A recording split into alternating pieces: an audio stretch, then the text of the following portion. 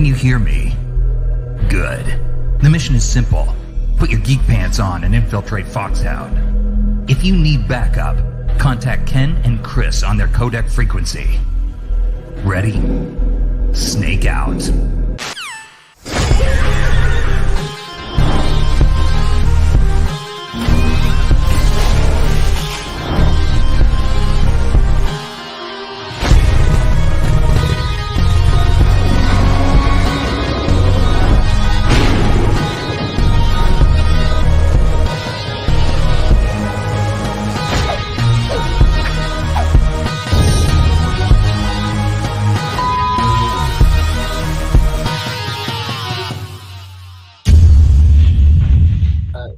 Attitude Era. What's up? It's Ken. Geek Panther! That's Chris. Assemble! We're 7 minutes late, but honestly, we already went live without going live once. Well, we were already like a couple minutes late to begin with. We were talking about garbage and insurance and life. And just life in general. It was your everyday normal existential crisis that you get to have on a daily basis. All that boring shit you talk about as an adult. Once you get to a certain age. I said this to a customer earlier today. I was like, it's so funny because when you're a kid, you don't realize how short a time that period is. Like when you get to a certain point, you realize technically like 19 years until you're considered an adult, or is it 18? Yeah. No, it's 19 in Canada. You celebrate becoming an adult because it leads to the drinking and. But you're older. And you're an adult longer. If all goes forever. According. If all goes according. Forever. Yeah, but it seems like it's forever. They set it up so you end your childhood celebrating, not realizing you're about to go into hell forever. Yeah, every single adult is just cackling to themselves at the lies they told us. Yeah. Oh yeah, you will love it. It'll get better. Everything gets better. Anyway, I assure you, this is not going to be a Debbie Downer episode. I promise you, because we're actually doing something that we've wanted to do for a while. First, rewatch these awesome movies. Oh man, I love these movies. And second, talk about these awesome movies with you guys. So thank you for joining us to the Edge of Tomorrow / Oblivion mega Tom Cruise sci-fi extravaganza. Yeah, because he pretty much released these back to back. 1 year apart. Yeah. Now I wasn't sure what the order we were going to do. I'm basically going to go with whatever you choose. Okay. So it'll be Oblivion first. Oh, cool. Yeah. We'll do that one first. Oblivion. But some significant things happened in wrestling that we have to touch upon. Yes. First and foremost, Drew fucking McIntyre finally re-signed on the dotted line. We all knew he would. Yep. Whether it was now or 6 months from now, there was no way he was going anywhere but WWE. Even before The Rock's endorsement of him. I loved his explanation after he signed. Oh, yeah. He's like, I wasn't going anywhere. Yeah. WWE's my home. Yeah. But I also know how much money they're making. Yeah. And I have a family to feed. As long as, we just had to take care of my family. Mm-hmm. That's it. Everything's fine. I just went to Hunter, Rock, and the other guy. We hammered it out. Yep. But like I love Drew. I'm fucking pumped. I'm so fucking pumped. I actually was a little worried about how the obsession with Punk was going to affect his character. Yep. But I'm loving it. It's so great. I honestly feel like he's got quite a bit of character input. Raw was great. Oh, Raw was really good. It was really considering the draft, which we'll get to. Considering the draft. But overall. But I do have that feeling, like comparing this to Infinity War and Endgame, WrestleMania is awesome. Yeah. Because it was. Yeah. It was Infinity War and Endgame. Yep. But then also after the Marvel Infinity War and Endgame, we got that, okay, nothing's as cool as that was. And I felt it a little bit. Right. I have felt it a little bit. I've been thinking of that too. I should say, I've also been feeling that as well. So between the two of us. It's really good. But it was on another level before WrestleMania. Right. But I actually kind of think that it... Okay, so you look at the Attitude Era. Yep. Huge, right? Huge, massive. How long did it last? Really not that long. Right. Like 3 or 4 years, maybe? And then it slowly started to build up towards the Attitude Era. Not the Attitude Era, the Ruthless Aggression. Right? And then that went into what, PG? did its thing until PG, right? And it just kind of, Mm-hmm. and they're just doing this, you know. And then you hit Daniel Bryan with the authority angle. Was it ever with the authority and Daniel Bryan? Was it ever as high as the Attitude? I don't think it reached that height, did it? I Where think they were selling out stadiums and shit like Attitude Era. Oh, you know, I never thought of it like that. I just looked at crowd response, Okay, and stuff like that, and just engagement. Yeah. That's what I mean. I think right now But they're yeah, selling out no. for the first time since the Attitude Era. 100%, 100%, Yeah. 100%. I think part of it too, though, is if you think about it, when Roman won, it wasn't immediately boom. This is the greatest storyline. This is the biggest no. box office. No. Like bang, bang, bang, bang. It was a slow build. It built. So you have to come down. You have to. Plus, you need that release. Yeah. You need some time to kind of But there was relax. nobody. It was just catch him. yourself. It was him and then Jay, because Jimmy was off with injury. Yeah. Right. And then when Jimmy came back, then Jimmy it was came Jimmy back, and Jay. And Jimmy and Jay. And they had their storylines, and then they came together as the bloodline. And then Solo eventually jumped in. But when did Solo start? Clash of the Castle? Or Drew? Clash of the Castle. Yeah. Yeah, because he fucked Drew over. Fucked Drew over. We all called it too. Oh, he wasn't winning. Yeah, but you know what's funny? He's winning this year, though. It's funny because we looked at it, and I look back and I go, I called for Drew to win it, and I would have been wrong. Mm-hmm. I called for Cody to win it, or Sammy to win it, and I would have been wrong. Yeah. And I also called for Cody to win it, and while it would have been awesome, Mm-hmm. it wouldn't have been as awesome as what we got. I would have been wrong 3 times. All of us, both of us, you and I both were like, he should have won it then. He should have won it then. He should have won it then. And then now, like, we're like, oh, yeah, but the story. It was a gamble, though, right? It was a big gamble. Like, huge gamble. They're right. Pushing it a year made it so much more important at number 40. Yeah. But what if Roman got sick again during that time? What if Cody got injured leading the rest? Like, there's a whole bunch of buts, right? Yeah. Or what if the reaction to Cody stepped aside and nobody gave a fuck? Exactly. What if they were so happy The Rock was there that they didn't give a fuck? Mm-hmm. You know, but then by the time they got to the match itself, and it wasn't as good, right? Because obviously Rock is not winning, right? Yeah. You know, at least now with Cody, you could have The Rock win the title. Take it off Cody. I hope they don't, and they lose it to babyface Roman. I hope they don't, but they probably will. But whatever. The only thing I'm going to say now is that it's easier to trust the process. Like, I have an easier time going like, okay, let's just see this. Let's just let this play out here. Mm-hmm. You know, like I have no doubt in my mind that Tiffany Stratton is winning that belt in the next couple of months. And I'd be fine with it, except I kind of want to have Bayley to have a decent run. I want Bayley to have a decent run, but I like the idea of bouncing back and forth, like you said. I'd be fine with that. If Bayley lost, and then she takes it back the following month. Yeah. And they go back and forth a little bit. Yeah, I think that actually, like that, for me personally, I'd be totally fine with that. Mm-hmm. Because then it's kind of like with Drew McIntyre. The first part of his initial run was okay. Then he lost it to Randy. Yep. Then he won it back within 2 weeks. And then all of a sudden it was just like, oh shit. Yeah. It started to get real good. Yep. And then he got into that feud with Sheamus, and then Bobby Lashley. That feud was good.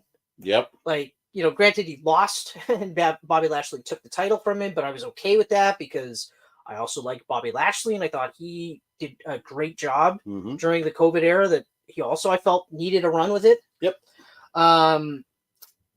But yeah, but I also think part of it too is that we're going to see some shorter title reigns. Like, I think Cody's going to have a fairly long reign. I think he might actually have 8 months to a year, barring anything unforeseen. Yeah, I don't see him holding it to WrestleMania. That's why I'm kind of giving him the 8 months to a year.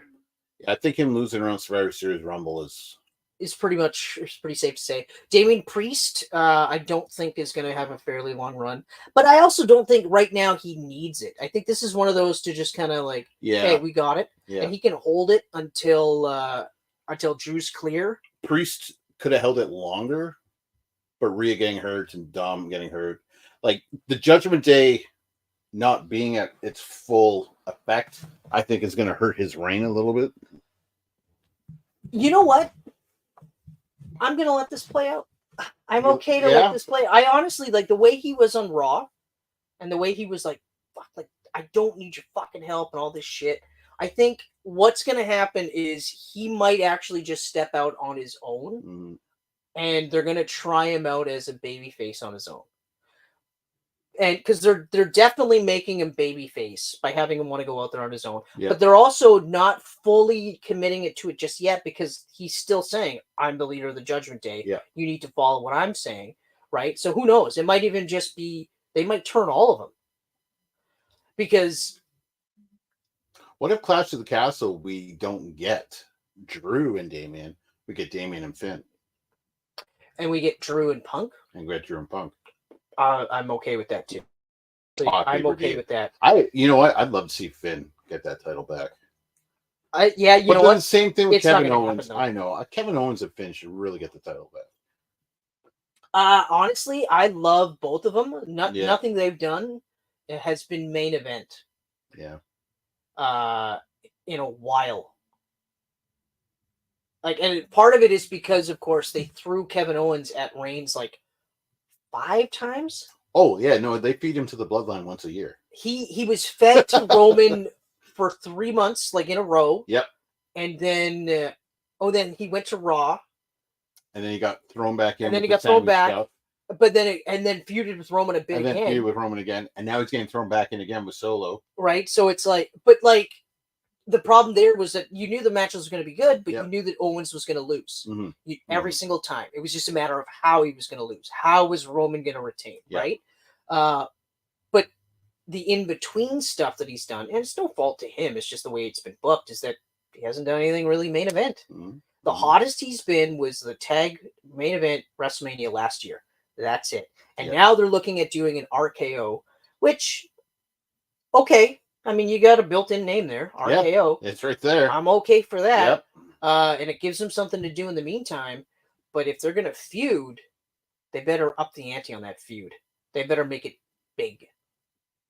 Because I do think Kevin Owens has he's got a few more years for sure left in his tank. He definitely has another title run, I think, very well. Yep. And who's the other one you said? You said... Finn. Finn, yeah. Finn would need a lot more rehabbing, in my opinion. Yeah? He has played tag lackey for almost 2 years now. He has... Well, for a year. Well, how long has Edge been out? They had their match at WrestleMania last year. And it was after that. Oh, right. Yeah. That's right. Okay, so about a year. Yeah. But even before that, it's not like he was lighting the world on fire either. And again, booking. No, again, I know this is primarily under Vince. I mean, he's in a faction, and really, he's third fiddle, right, in the faction. Yeah, exactly. So, I would like to see it. And, I mean, I'd like to see it, but who knows? They might be at the part where they're like, I don't care. And that's the title. Yeah, like Finn might be at that point, but also I think he has said this current run is one of his favorites. Yeah. You know. And but he also said he'd like to go back to NXT but I think it was really just because he wanted to get away from Vince. Yeah. You know, it'll be interesting to see. But then again, I mean, we're both talking about guys that are still young too. Like, look at AJ. Like, AJ is still going, and I mean, he's a few years older than these guys. 44. 44, yeah, 44, 43, 44, I think. I think he's a couple years older than LA Knight, and LA Knight's 42. Yeah. But I mean, for a guy in that style, for him to still be able to go, like, anyway. So yeah, armchair booking aside. Yeah, they got a full-on Bullet Club in WWE if they wanted to, with Cody and AJ. And I'm glad they don't, though. Me too, but they could. Yeah, they could. One thing I'll say really, really quick. I am actually pretty impressed with the way AEW is handling the storyline right now with the Bucks and Kenny Omega, and how they're switching the focus back to AEW and all that. Like, now they're doing a takeover gimmick type of thing. Yeah. Which, like, I knew they were going to do a spin on it, and I'm glad they're doing it this way. It's interesting so far. Did you see the hidden hand, the invisible hand, Don Callis? No, I heard about it before you got here tonight. Yeah. I heard something about it. Yeah. He's got his sights on Orange Cassidy. Yeah. Yeah. Interesting stuff. Mm-hmm. It'll be really cool when he tells him to go fuck himself. He would be really interesting in WWE, Orange Cassidy. Mm-hmm. I don't think it'd ever happen, but he would be interesting to see him do that exact same gimmick under that umbrella. I mean, he could. Triple H is game to a lot. Yeah. It's It's all good. I'm good. It's all good. Oh, man. That was nice. But compared to Vince, he's a lot more willing to try shit, I think. Well, I mean, Yeah. knowing that it was mostly Triple H and Bruce Pritchard that brought Cody in, Mm-hmm. really, really like helped sell it. Because I'm still impressed that his gimmick is largely unchanged. Yeah. His presentation largely unchanged. In fact, it really isn't. You know, It hasn't changed at all. Besides, like, the WWE Universe enjoying his entrance more than AEW did. yeah. Because then they go, whoa, and he's into that now, too. Which is fine. Which is cool. But yeah, so that's really, really cool. I'm really, really pumped about that. Mhm, The draft, mhm, however, mhm. was terrible. That was a horrible draft. Are you fucking kidding me? Like 50% stayed on the show. Exactly. That we're already on. I love You the guys don't call-ups. understand the NXT call-ups. I loved all three. uh Or all four. Dijak, that's right. Dijak. yeah, I could care less 5. about Dijak. 5. Dijak was number 5. Dijak was number 5. Then it was Ilya, which we knew was happening. Yeah. 2 guys, 3 girls. Leia Valkyrie, which I don't know why I didn't say was coming, but I Yeah. should have realized she And was. Blair. Blair Davenport. I was so pumped. And what's your name? Kaya? Oh, Kara- right. Yeah. Yes. KCJ? No. No. I know but yeah, you're right. Yeah. That's right. So That's 5 right. in total. Yeah, I don't know about her, but you know. I mean, wow. It's just gonna be luck of the draw who gets over and who can handle it. Blair Davenport, Leia Valkyrie, those are the two that I'm like, yep, watch for them. Ilya, of course, is a no-brainer. I hope they tweak his gimmick. I really hope they tweak his gimmick. But do you think he ends up on Imperium or goes against Imperium? I think he ends up on the Imperium, and then they slow burn him to take down Imperium and beat Gunther for the world title. For the world title? Gunther's winning the world title in the next 2 years. Oh, okay. For sure. Mm-hmm.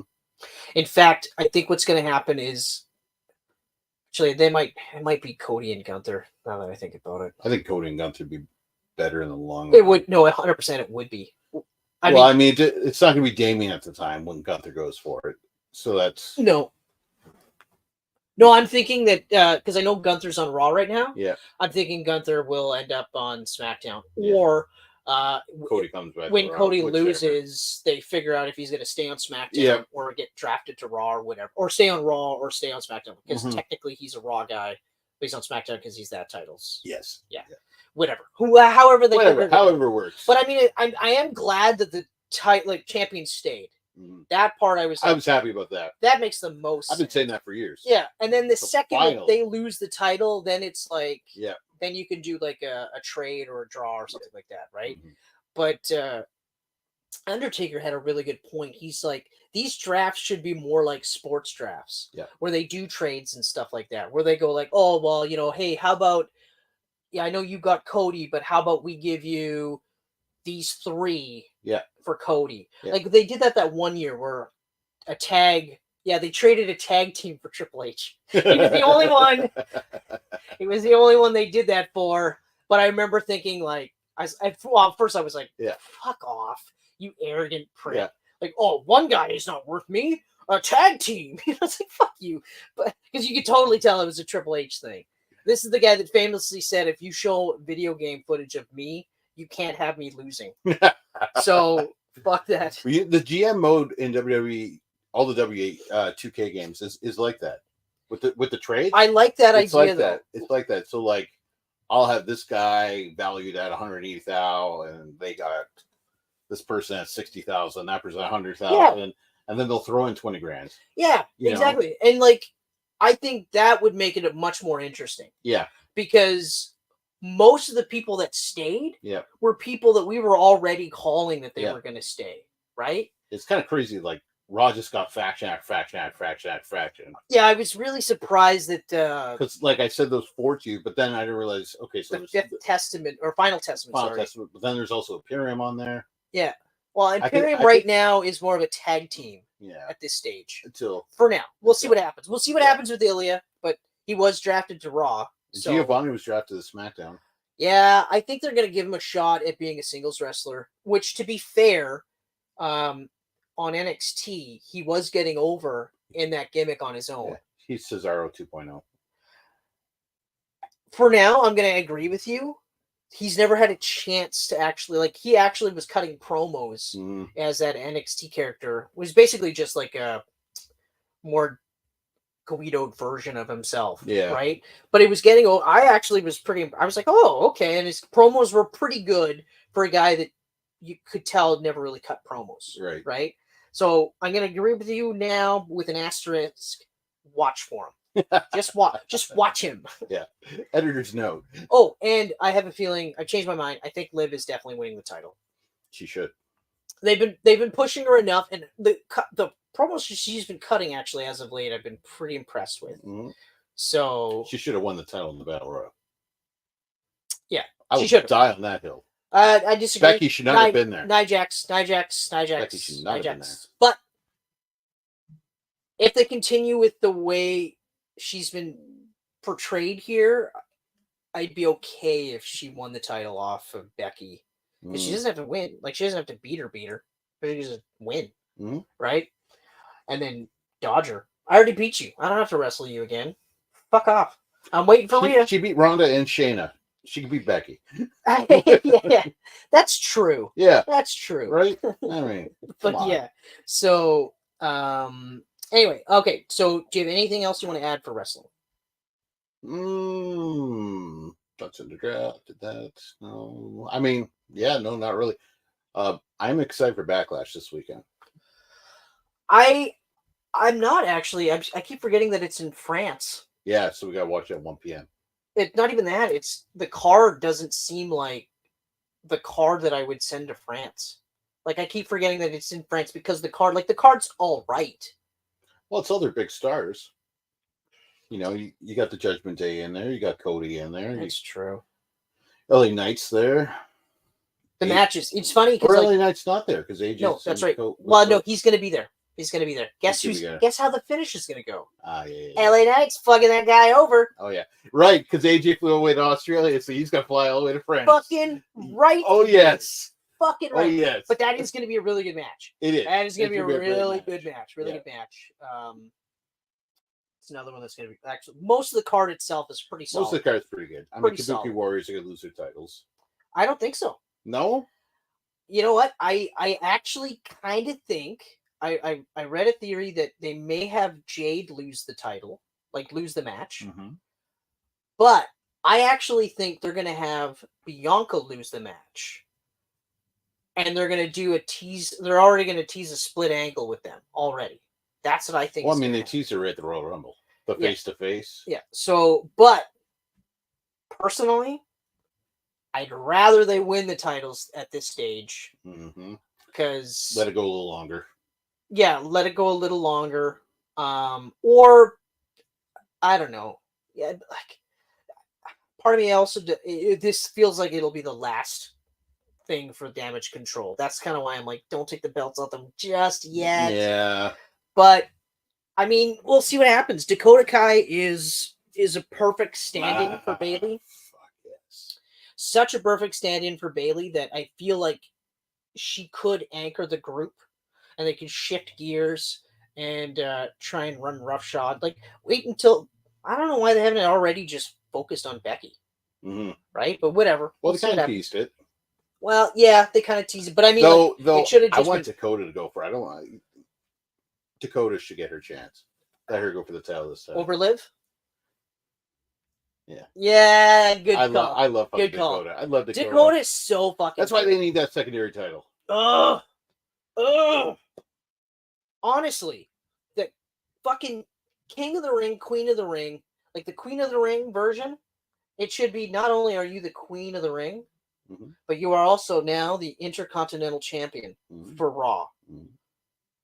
I would shit my pants. So you're saying only one secondary title? I think both shows should have. But there should be two. I know. As soon as I was saying that, I was like, yeah, but that Intercontinental US. US, yeah. Just white versions of the other two. Just do it. Just get it over with. Just do it. Make two. Crazy that NXT titles. has a secondary before the main exactly. Exactly. And all they said was it's just the North American title for women. That's it. You know? Okay. Yep. Like, do it. Do an Intercontinental and a US for women, and then call it a day. Do it. And then immediately put that one on Blair Davenport. Yes. Put it on her right away. Just get it out of the bag. Yeah. And then have her. Where did Taya go? Taya went to Raw? Yeah. She went to Raw. Everyone went to Raw except Blair. Yeah. So put it on Blair immediately, and then build towards who the fuck could beat Blair nicely. Actually, well, no, you can't put it on Blair immediately because then she'd have to beat Bailey, and I just finished saying. Yeah. I think, yeah, do the Tiffany feud like I suggested. Have Naomi lose. I'd actually like to see Tiff get the secondary title. Yeah, the more and then build up Blair to take it off. And then Charlotte comes back and goes for it. Yeah. Because Charlotte and Tiff is going to happen. It has to. Oh, it's going to happen. It has to. Oh, and it's going to be great. And honestly, Tiff should go over. Yeah. Tiff should be like, I can moonsault without blowing out my legs. For now. For now. Because to be fair, Charlotte's age. Charlotte was nailing those things for a while. They always looked sloppy, but she didn't hurt herself as much. So, okay. All right. Underrated wrestlers. You want to go first, or do you want me to go first? You go first. Buff fucking Bagwell. Marcus Buff the Stuff Bagwell. Whoa! Is a very underrated wrestler. And your reaction proves that to me. Now, to be fair. I haven't thought about the guy in years. I know. To be fair. Big hat. You didn't watch as much of WCW as I did. That's very true. Okay. And when you watch WCW on WWE now, oh, they shit on Buff. Do they? Oh, yeah. Well, okay, so here's why. First and foremost, I'm not telling you that Buff is a great wrestler or one of the best wrestlers of all time. I'm not saying that. But I am saying he's underrated in the sense that I don't recall seeing too many bad matches from him. Okay. His finisher, first of all, the Blockbuster is a fucking amazing name for a finisher. Any move is called a Blockbuster. You're like, I'm gonna check that out. Yeah. And then it's a flipping stunner off the top rope, and he nailed it every time when he was wrestling regularly. Every time. Yeah, no, I remember watching quite a bit of this stuff. And he got over. But he was on NWO, so he got overshadowed by like 100 guys. Actually, no, I disagree. He actually stood out with that top hat, with the attire. He got chance. He got over as a heel and as a baby. My point is, I remember his promos more than I remember his matches. Right, which is fair. But again, that also lends credence to my, because I'm saying as a whole, underrated. I don't think Buff gets the respect that he deserves. I don't think people should be like bending down and like worshiping him as a wrestling god or a sports entertainment god. But I hear you. But he does need to be in the conversation of one of the better sports entertainers of all time. Yeah. Okay. Maybe wrestlers to. This is kind of funny that you went with Buff, because mine comes from Rick Steiner. No, but WCW. Oh, okay. Well, in later WWF, Raven. Oh yes, Raven. And the reason why I was thinking was like WCW, the 64 games. Remember the old 64 games? Yep. I always played as Raven. I fucking love Raven. In that DDT. Oh, man. Just the look of him coming down with the sweater tied around his. Oh, yeah. For us grunge kids. Yeah. Us like 80s kids growing up in Raven, the 90s. He looked awesome. His promos were like right up there with Jake the Snake promos. He's one of the best promos. Yeah. One of the best promos. Right up there with Jake the Snake. He's underrated for wrestling fans. Yep. But the actual wrestlers, they're like, no, he was a genius. Yeah. Great wrestling mind, Raven great psychology. Awesome. He really was. Yeah. You know, I mean, it's just, again, it's Vince. But he fit in with WCW. When he moved over to WWF, he didn't fit in with that crowd. He was already in WWF. He was Johnny Polo. What? Yeah. He was before WCW. Yep. Oh, okay. He was a valet type character. Like he had the pop collar thing, Johnny Polo. I don't know. I didn't know, and this is like I don't recall that at all. I don't remember. I've looked back, like I've seen pictures of him now, and I go, oh, but I never knew that was the same guy. Like even when I saw Raven, I wasn't like, is that Johnny Polo? Well, the problem is that when he went back to WWF, that's what Vince said. Is that Johnny Polo? So that fucked him. Like he was fucked. That fucked him. Yeah. And of course, because Vince didn't spend watching ECW or WCW, so he didn't see any of that shit. Yeah. But yeah, the Even Flow DVT. Oh, it was beauty. It was a beauty. And I love how he just sit down in the corner and do his promos. Yeah. Just chill. Quote the Raven. Nevermore. Oh. So yeah, no, it's funny that you said Buff because I played as Buff all the time in that same game. Blockbuster. All the time. What a finisher. Yep. And also. Yeah. Also. And again, like Buff. Again, like I said, like Buff is not in the same category as Raven. Just so we're clear. Yeah. Okay, but you're right. Raven is very underrated. But underrated. But he is.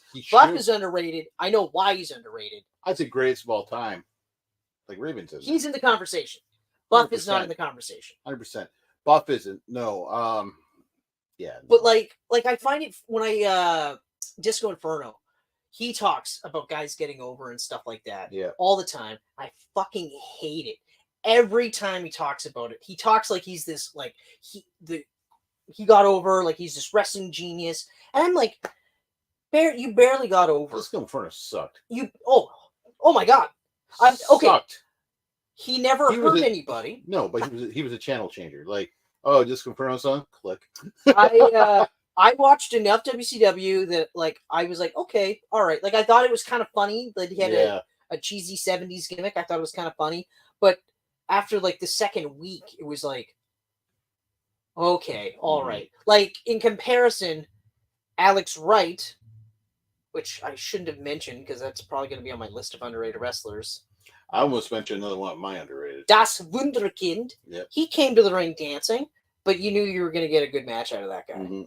Like, fuck Disco. So Disco talks about getting over and stuff like that. I'd actually rather listen to Marcus Bagwell talk about getting over. Yeah. Because he did get over as a babyface. He did. As a heel. He did. In the NWO, outside of the NWO. Yeah. I mean, granted, he will forever be remembered for the worst match of all time with him and Booker T. But have you watched that match?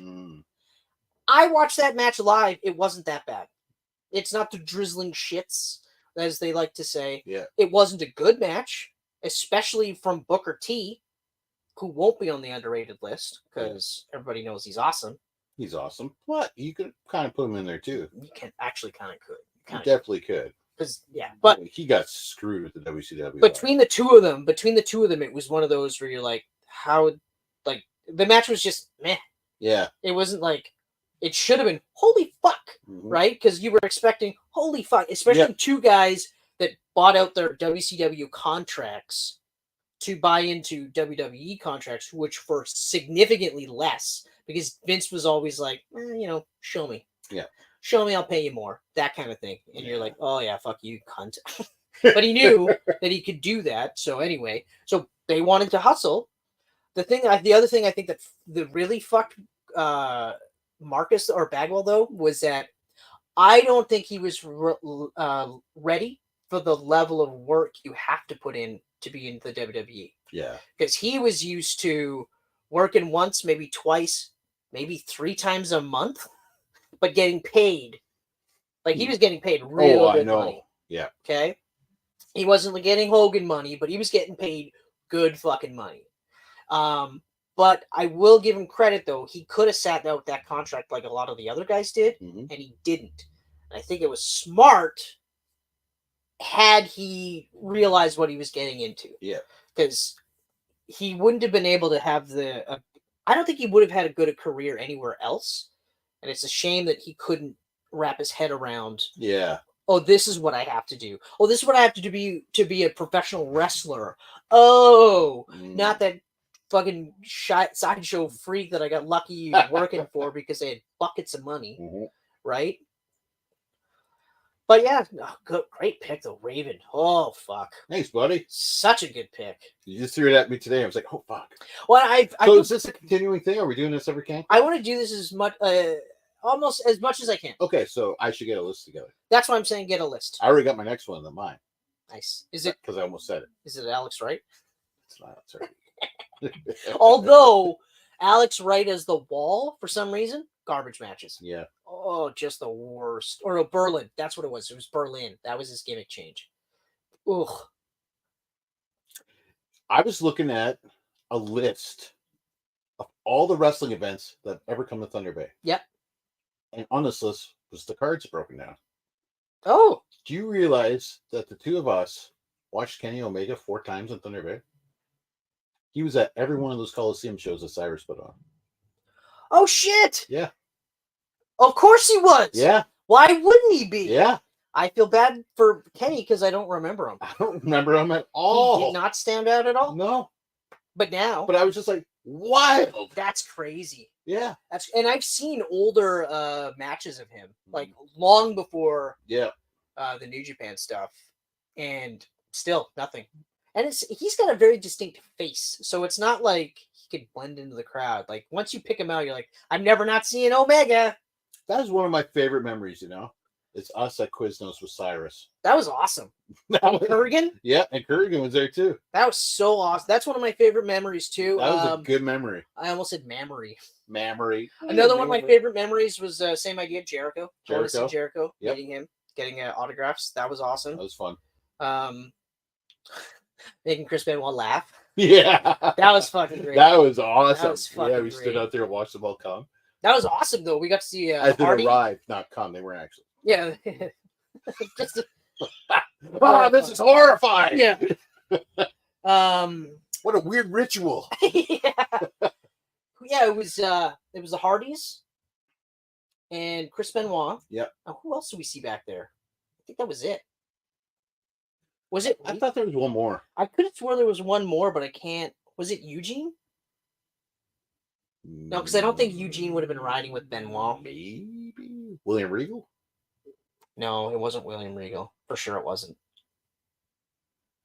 I just remember those I'm three. trying to remember like I that. can't remember anyone else. Time. Yeah. Well, that's what I was trying to do too. That's why I threw out Like that Eugene, because I time know for frame. sure he was on that show because they did that musical chairs match. Yep. Because we watched SmackDown and Raw, right? That's right. That's right. So it would have been both rosters. Yeah. But a bit. It was the Raw one we watched That's them right. show up for. That's right. Because Right. the Raw one was Yeah, Benoit. yeah. I was Benoit. Benoit was on Raw. Guerrero was over on SmackDown. That's right. Yeah. And I specifically wanted to see both those guys in a match, and did not see either of those guys in a match. You saw Guerrero masked. Yeah, full body covered. Yeah. But at least we got to see We saw Benoit. Undertaker on distance. the Titantron. That's right. Yeah. It's like, fuck. Yeah. Nobody cool is showing up at all. We got to have popcorn thrown at us. Yeah. Also not cool. A lot of winners in that crowd. Yeah, I remember the one chick that I was sitting beside, and she was hot, and then she smiled, and her teeth were. Yeah. And then I was like, "Oh, she's not hot anymore." And I know how shallow that sounds, Skeet Pantser, but we all have our things, and that. She smiled and she had no mouth. No, the teeth were just so They fucked were that I was inverted. just couldn't. My brain was like, no, Yeah. no, Yeah. no. All right, so That was good. I enjoyed that. yes. So Oblivion first. Oh, actually, you know what? Let's do some instant questions. We got instant questions. We got I didn't some realize we got today. instant We questions. got some today. Instant questions. Instant questions. Let's put on the instant question ticker. There it is. Ticking away. Name a franchise that you'd like to see Tom Cruise star in. Whatever the fuck he's gonna do at Warner Brothers, because they're talking franchise. To what, DC? What other franchises do they have? No, they're talking whatever the project is intended to be a franchise. Well, what's he doing over the SpaceX movie? I don't know exactly what he's doing. I just know that he signed a contract with them, And it's going to be a franchise. and it's going to be like what's a 5-movie deal? Oh, wow. Is it So something like that? assuming the first does good. Well, no. I think one of the planned movies is intended to start a franchise. Sorry. Okay. Sorry for not being clear, but let All me right. just double check. I would like to see Tom Cruise in Jurassic Park because he's the only motherfucker that could outrun a T-Rex. That would also put Michelle in a really weird position. Would she watch it or not watch it? Now. She hates you right now. She If doesn't Tom know. Cruise She's was sitting at home right now. She goes, "I hate Kenneth." If Tom Cruise was in Jurassic Park, would you watch it or not watch it? Oh, that's a good question. Could you ask her that for me? I don't think she would. Ask her that. I don't think she would. That's a good okay, one. so to develop and produce original and franchise films. Well, good luck with that. I could have swore I thought it was like 5 films or something like that, but it doesn't necessarily. Is that Warner Brothers? No franchise is safe. The actor can make movies at other companies, but the hope is that he will be able to generate the kind of globally appealing blockbusters that could spawn sequels and enhance Warner Brothers' bottom line. Do you realize he's in his 60s now, right? Yeah, but I mean, at the same time, the guy is still a proven box office success. I don't know about The Last Mission Impossible. There was a lot of factors at play there. And The Mummy bombed.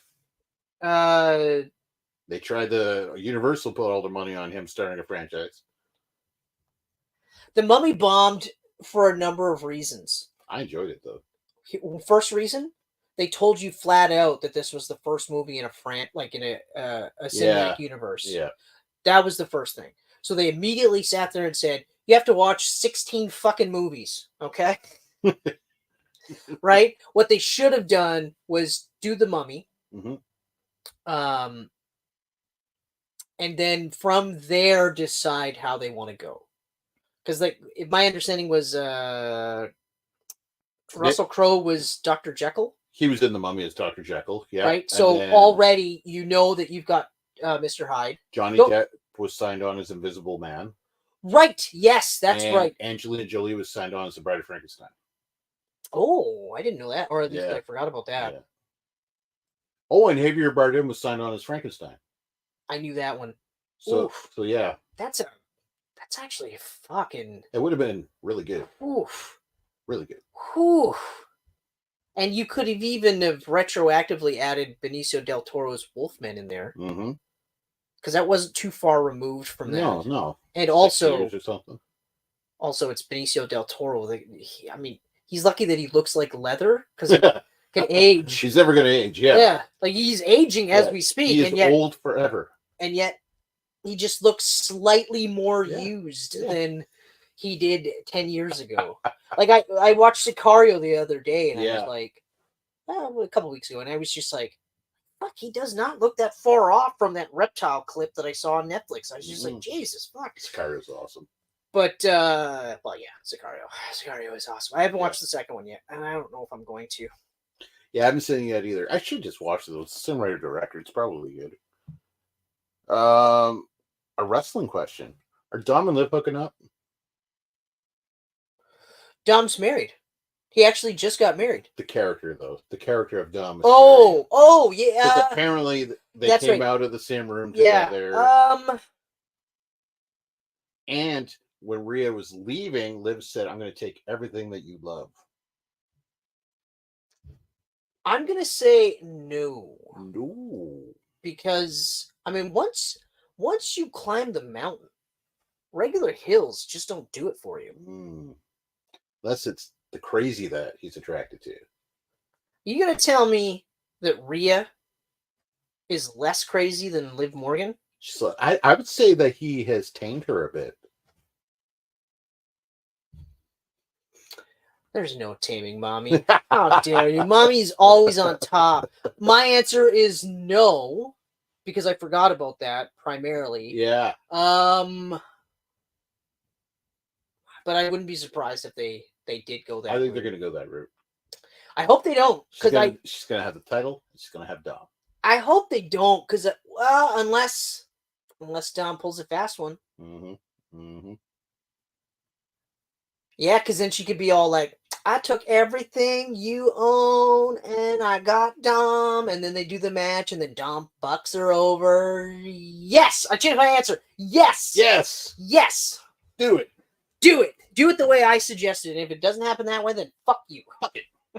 No, fuck you. But anyway, fuck good you? question. Good question, though. Very good Thank you question. for asking questions. Worst Tom Cruise movie? Actually, hold on. But to do the franchise thing, Yes. they actually answer the franchise thing instead of just the blanket sort of franchise thing. Yeah. I didn't see our Jurassic Park as a joke.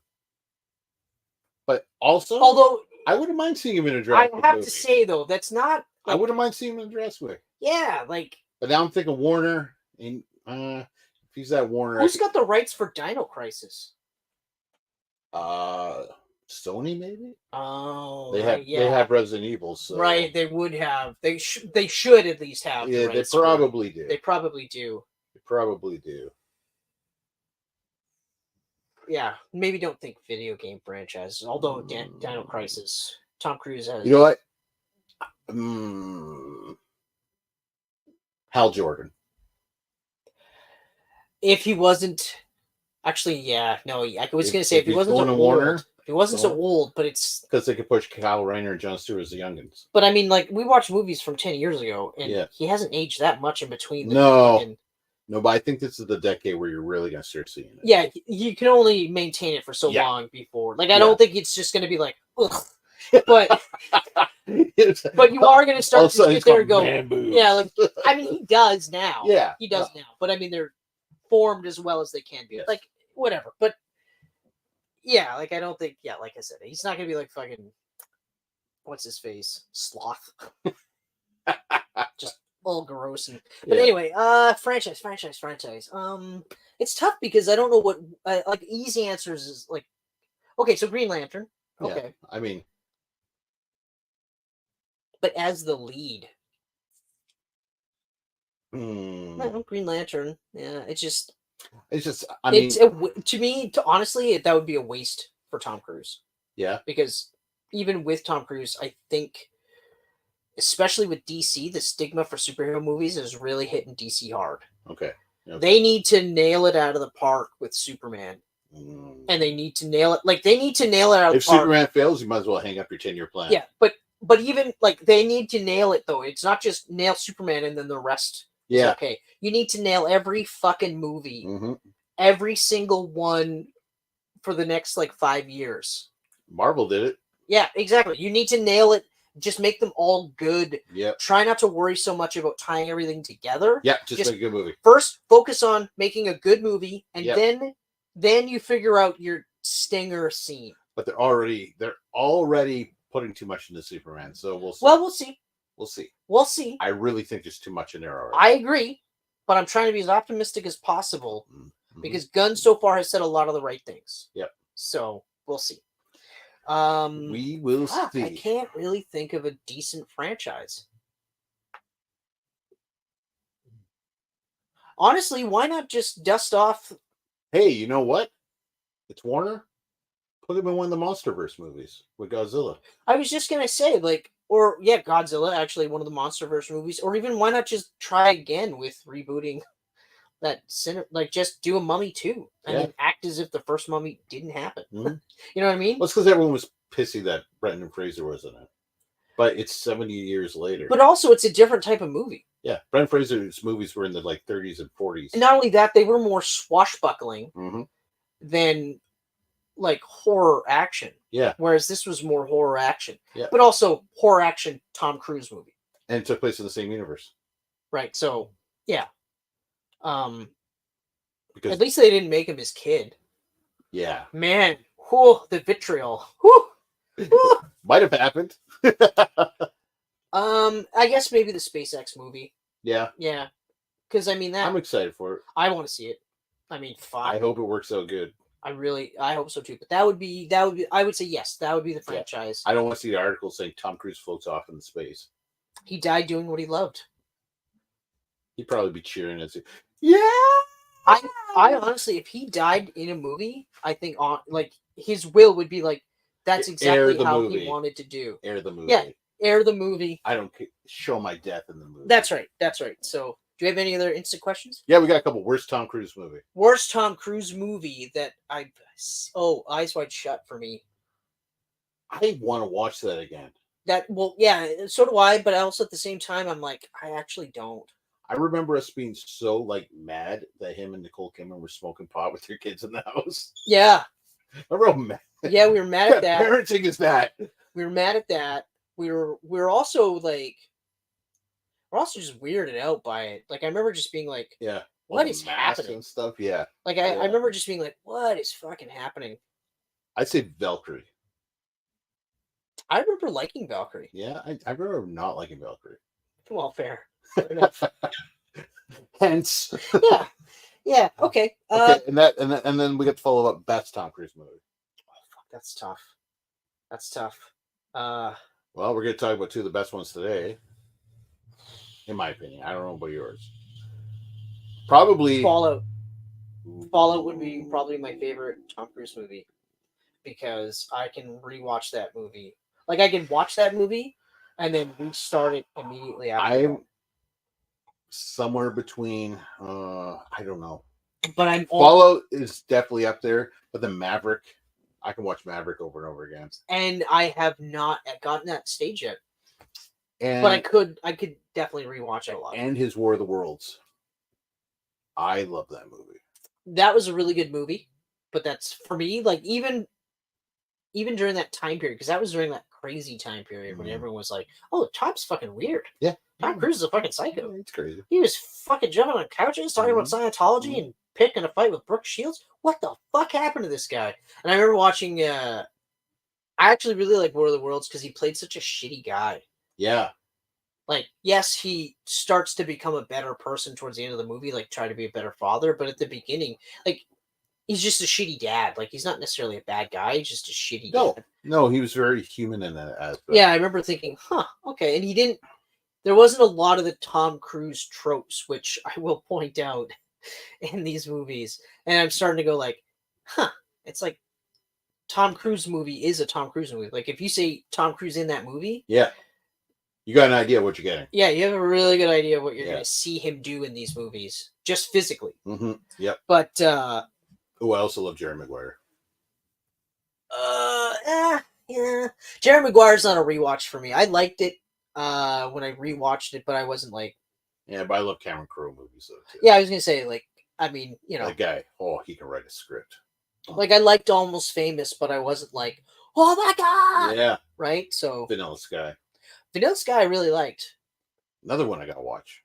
I liked that one, even though Cameron Diaz is she's Cameron Diaz, so there's a bar to that. Yep. But did I ever tell you that I watched the Spanish version first? I don't think you did.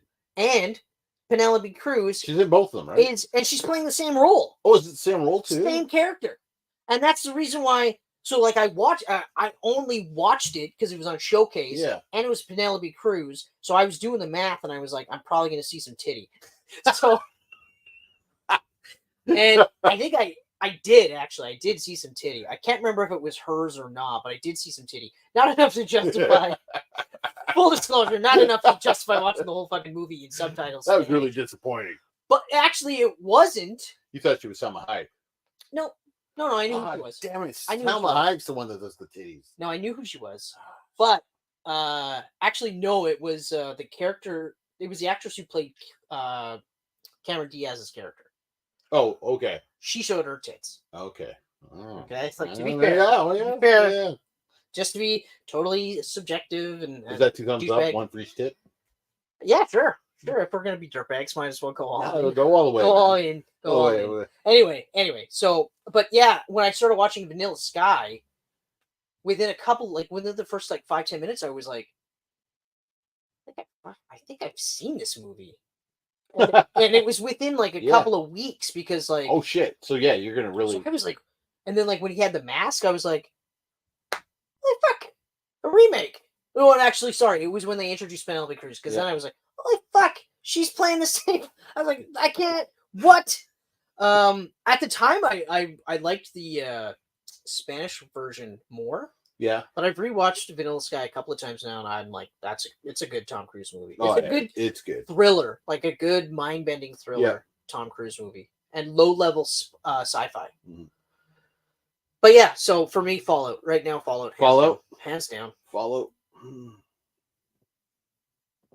Yeah, it's probably Fallout too. Like I said, I can Maverick's watch really Fallout close, right though. now. Maverick's really close. I've watched Maverick 5 times now. I've watched it 3 times now. Once in the theater, which I was pumped about. Mm-hmm. But see, the thing is with Maverick, when I'm done watching Maverick, if you said, "Hey, you want to watch it again?" like right now, I'd be like, "Nah." But if you said that with Fallout, I'd be like, "Actually, yeah, we could do that. Let's just do it. Let's do it." Probably wouldn't finish it, Mm-hmm. but I would definitely try to. I'd probably watch it again with like director's comments or something like that. Yeah. Which I did with Grandma's Boy. Yeah. First time watching it, I was like, "That's the funniest fucking movie I've ever seen in my entire life." Let's do it with the I literally replay with directors. Yeah. Like back Right to away. back. Back to back. Now I didn't finish it. I ended up falling asleep, but I got about halfway through the movie. Well, it helps with the movies. It's like what, an hour and a half too.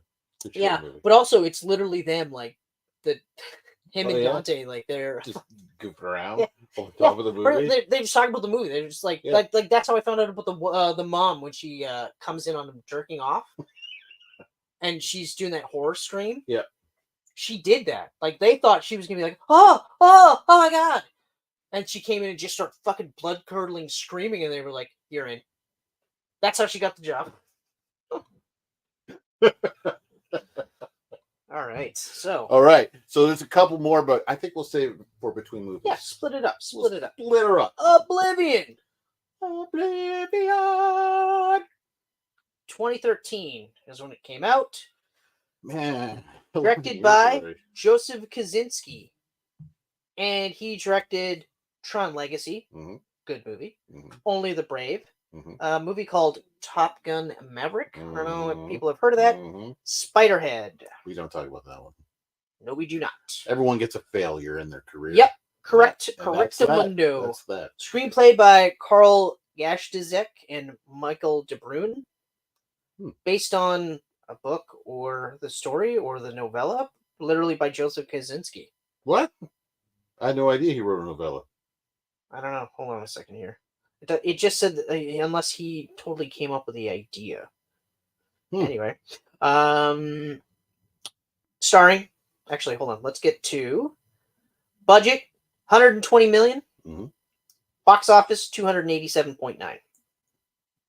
So it actually made some money. Received mixed reviews from critics.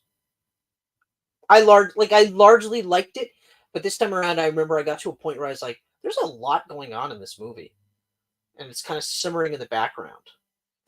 But when we get more into it, I'll give you my final thoughts. But I do really. There's a lot going on in this movie. Yeah. I will compare and contrast it with a movie called Rebel Moon by another director named Zack Snyder. Interesting. Yeah. You gonna compare them? And contrast them. So Tom Cruise plays all right. the most American sounding name I've heard in a while, Jack Harper. Tech 49, a technician who works to repair drones on Earth and questions his mission. There's more to his story, but actually, there's more to the story, but we'll spoil it as we go. Yeah, he's got stories. Morgan Freeman as Malcolm Beach, an American veteran soldier and leader of a large community of scavengers, or scavs as they're called. But at a certain point, for the most part in the movie, you think they're aliens. Yeah. You don't know they're human. Yeah. So, spoiler. Olga Kurylenko, one of my favorites. Julia Rusakova Harper, Jack's wife. Wow! And a crew member on the Odyssey. Okay. Andrea Riseborough, I'm not sure how to pronounce her name, as Victoria Vicka Olsen, Jack's communication partner and housemate, and sexmate as well. Yeah, very much so. Very much so. That's pretty much. Although to be the guy creeping underneath that invisible pool at night. I thought that was like really cool. I was like, man, that's so awesome. That's awesome. Also scary as fuck.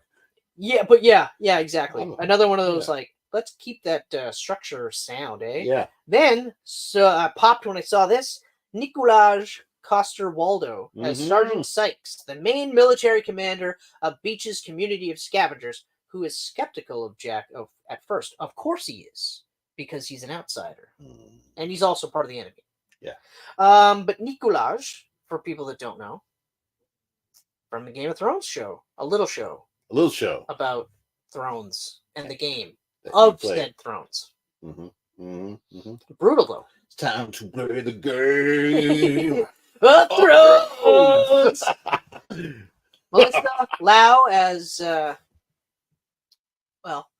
Someone. Tet, and an alien artificial intelligence seeking to acquire Earth's natural resources. Yeah. And that's exactly what Jack Harper is doing. Yeah. Helping assist the drones, keeping the drones in perfect working order so that they can kill humans, and also making sure that the towers that are draining the Earth of its natural resources. But he doesn't know this. He doesn't know this. He thinks it's just nutrients because the Earth is dying, and then he and Vika will go to Titan and live off the rest of their days in about 2 weeks. He's being punked. He's being punked hard. Yeah, and for some reason, Zoe Bell had no lines, but they gave her a cast. But she's in there. Yep, as Kara, a soldier and member of the Scavengers. The blonde girl in the background. Yeah, pretty much. So, my immediate thoughts on this movie, like when we were talking about rewatching this, my first thought was, like, I remember liking the movie. Yep. But I remember liking the movie more for the cinematography and less for the actual story. It's a beautiful looking movie. God damn, the cinematography and of this movie. Score is so good. And the score is really, really good. Music is just... But also, like, so the reason why I'm saying, like, it's funny how it's a Tom Cruise movie is because, like, so Tom Cruise loves to fly helicopters. Yes. Loves to fly everything. Yeah. But loves to fly helicopters. Yeah. I guarantee you he was the reason why the cockpit of that fucking aircraft he was flying resembled a helicopter cockpit because he wanted to be able to do it was a stick. Right? Yes, exactly. He wanted to have massive stick control. Massive stick control. But also coincidentally, there's a motorcycle in said in case he has to, get a closer look on the ground. And I was like, oh, okay, so he's got a motorcycle. Yep. And also I was looking for some sort of a jump to get away from an explosion. And some sort of death-defying, like, how the hell did he get out of this? Nails all of it. Nailed it all. Does he run? Of course he runs. Of course. In the first snippet of the movie, they show him on that hamster wheel. Running. Treadmill running. And I was like, okay, all right. That's smart, though. Just throw him in a hamster wheel. Let him go. Yeah, no, I know. But it was funny picking those things out. But yeah, I still really like this movie. I still really, really like this movie. The story, and this is where I'm going to compare and contrast. Okay. So this is a movie with a lot of lore. Yeah. A surprising amount of exposition. But they do exposition where they do a lot of showing and not telling. Okay. Yes, they tell you right at the beginning, Earth, the aliens showed up, fucked our moon up, and then because of that, fucked Earth. But hey, we won the war. We dropped a nuke, killed all those fucking aliens. We won the war. And now Earth's dying, and we're just going to take everything we can from Earth and put it in this other planet, and then we're going to go live there. Yep. I, Jack Harper, am a tech for these drones and also for these towers, and we make sure everything's working order, and we try to make sure that the scavs, those fucking aliens that haven't quite died off yet for some weird reason, don't continue fucking with us. That's pretty much it. They tell you that first couple minutes of the movie, and then they show you the world that he inhabits. They show you the place that he lives with Vika. They even give you a hint of their relationship. It's a working relationship primarily, but there is some sort of... Oh, yeah. I mean, of course. I mean, they're both attractive people. Both of them. They are. And she's got that sexy British accent. Oh. She doesn't have that ugly British accent. No. Like, oh, God, stop talking. Yeah, no. I'd be okay working with people like that. Blimey, you look good. Get away from me. Go on your hamster wheel. Yeah, exactly. Why don't you fancy a kiss? Get the fuck away from me. God, you look my tooth. Yeah, you look good, but you sound horrible. But so they give you an idea. They even show you Sally. They give you an idea of Sally, the sit rep leader of whatever the thing is, Yep. right? They tell you certain places are blocked off because of radiation, and this is the only area that they do. 2 weeks goes back, everything's fine. Mm-hmm. Jack doesn't want to go. Jack wants to stay on Earth. He got himself a little place. He found himself a little place. It's a pretty little place. I loved it. I thought it was Yeah. great. For a guy that's not the most outdoorsy, I was like, Yeah. oh, man, that's so nice. He I got liked it. I got a liked lake it. Got a little there. He's cabin. got his bookshelf. Yeah. He's got his flannel shirt that he puts on so he can have a nap. Mm-hmm. Mm-hmm. But everything about this setup was perfect. They told you some things. They showed you a lot. Unfortunately, in a movie like Rebel Moon, they tell you a lot of things. They tell you a lot. There's a lot going on. And then they tell you more things. Sometimes they tell you things while they show you things, but they're still telling you these things are happening. Yeah. I would have preferred no telling. Just shut up. Just show. Stop smelling your own farts and saying, it smells good. So that's comparing and contrasting number one. Visually, I'm having a hard time watching part 2 now. I'm like, is it fart smelling here? I just mean Are you like sniffing the fart? what I'm trying to get at is Zack Snyder really thinks he is awesome. He is. No, he isn't. Zack Snyder's awesome. No, he isn't. You're jealous of He's Zack Snyder. incredibly talented at what he does. Yep. But he's not as good as he thinks he is. Okay? Who's worse? Zack Snyder or Michael Bay?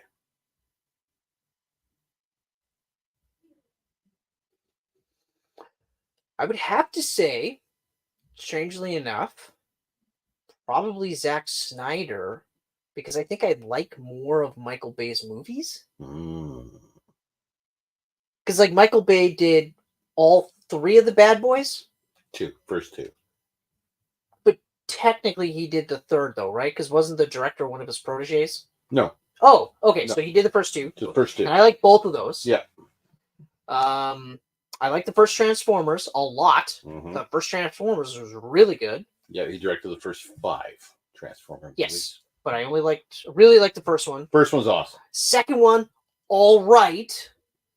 Okay, there's like the spectacle is better. Yeah. Like it just looks better. Yeah.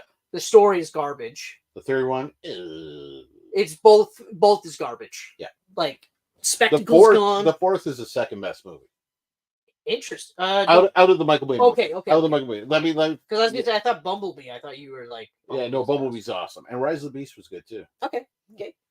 What else has Bay done? Armageddon.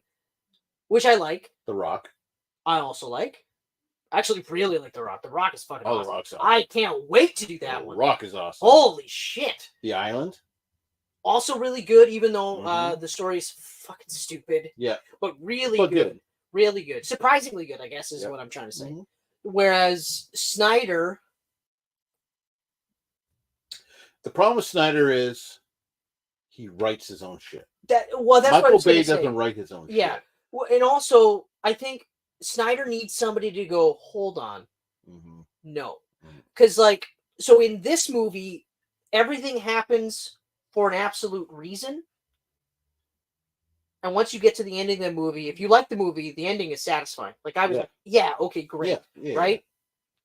Whereas I feel with Snyder, specifically with Rebel Moon, those 2, and Sucker Punch, is he puts in scenes in between the spectacle stuff because he feels like it's like he has to do this. I have to have a scene with 2 people talking because I need something to break up the action.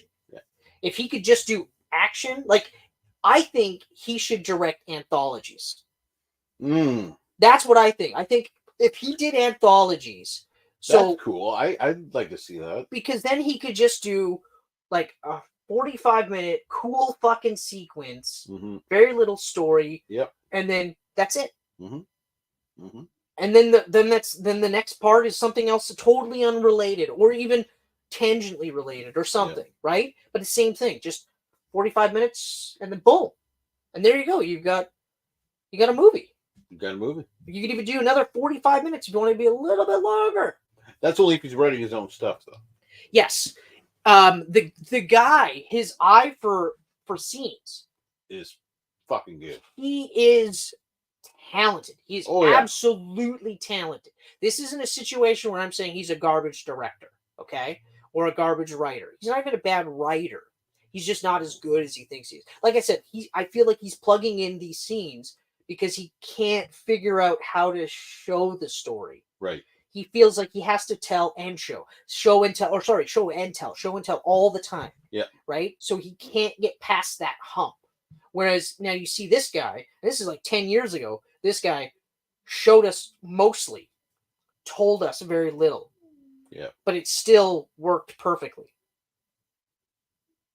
But visually too, this guy has a better eye than some of the stuff I've seen in Rebel Moon. Rebel Moon isn't a pretty movie. Cool scenes, not a pretty movie. Which I would argue is like Man of Steel. I thought there was a lot of really cool shots. Yeah, I thought Rebel Moon was a pretty movie. I mean, or part one. Maybe I mean more part two. I haven't seen part two. But I will say for the record though, they honestly should have smashed these two together. Yeah. Like, yes, I know they're 2 hours apart, 2 hours, but I feel like you could have cut this down to 2.5 hours, and this would have been a really solid fucking movie. Mm-hmm. Really solid fucking movie. Because there's a lot of cool shit in that movie. It's just separated between a lot of just other shit. And also, I'm getting sick and tired of every scene is slow-mo. Like, every scene has to have slow-mo scenes. Get the fuck out of here with your action scenes. No. Once in a while, because I get it, it's a trademark and it's something he likes. It's his trademark. It's like, I get that it's a trademark. Ever since 300, that's his trademark. Yep. Space it out. Yeah. Space it out. Because Dawn of the Dead had no slow-mo. No. And they did 300, and that was slow-mo. And then it's been ever since. And in all honesty, 300 was awesome. 300's amazing. It was fucking crazy. Like, when I saw that, my mind went, whoa.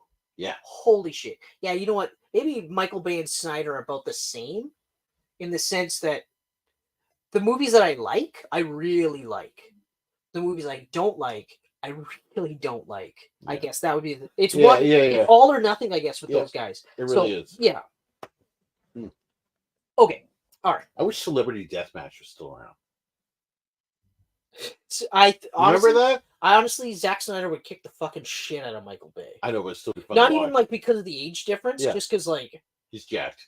Yeah, like he's in fucking jacked. Really good shape. Oh, like, yeah. If they were the same age, but the same as they are now, just same age, Snyder would break him. Though Michael Bay might just throw it a surprise explosion and kill him.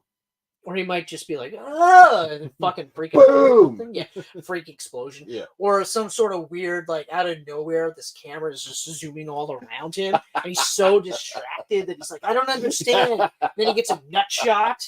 And then Michael Bay does like a corny little line or something. And it's like, ugh. Oh, fuck, wow. Maybe. But in all honesty, Celebrity Deathmatch, bring it back. I don't want to I love that show. I don't want to make people think I hate Zack Snyder because I don't hate Zack Snyder. But I do think he needs a reality check. And his thing with Netflix isn't the reality check because there's no metric. Yeah. You know, like, sure, a lot of people watched it at the beginning, but so do people in the theaters, right? Yeah. The metric is how long do people continue watching, right? Yeah. And obviously, if it's really like hyped, you're going to get that, right?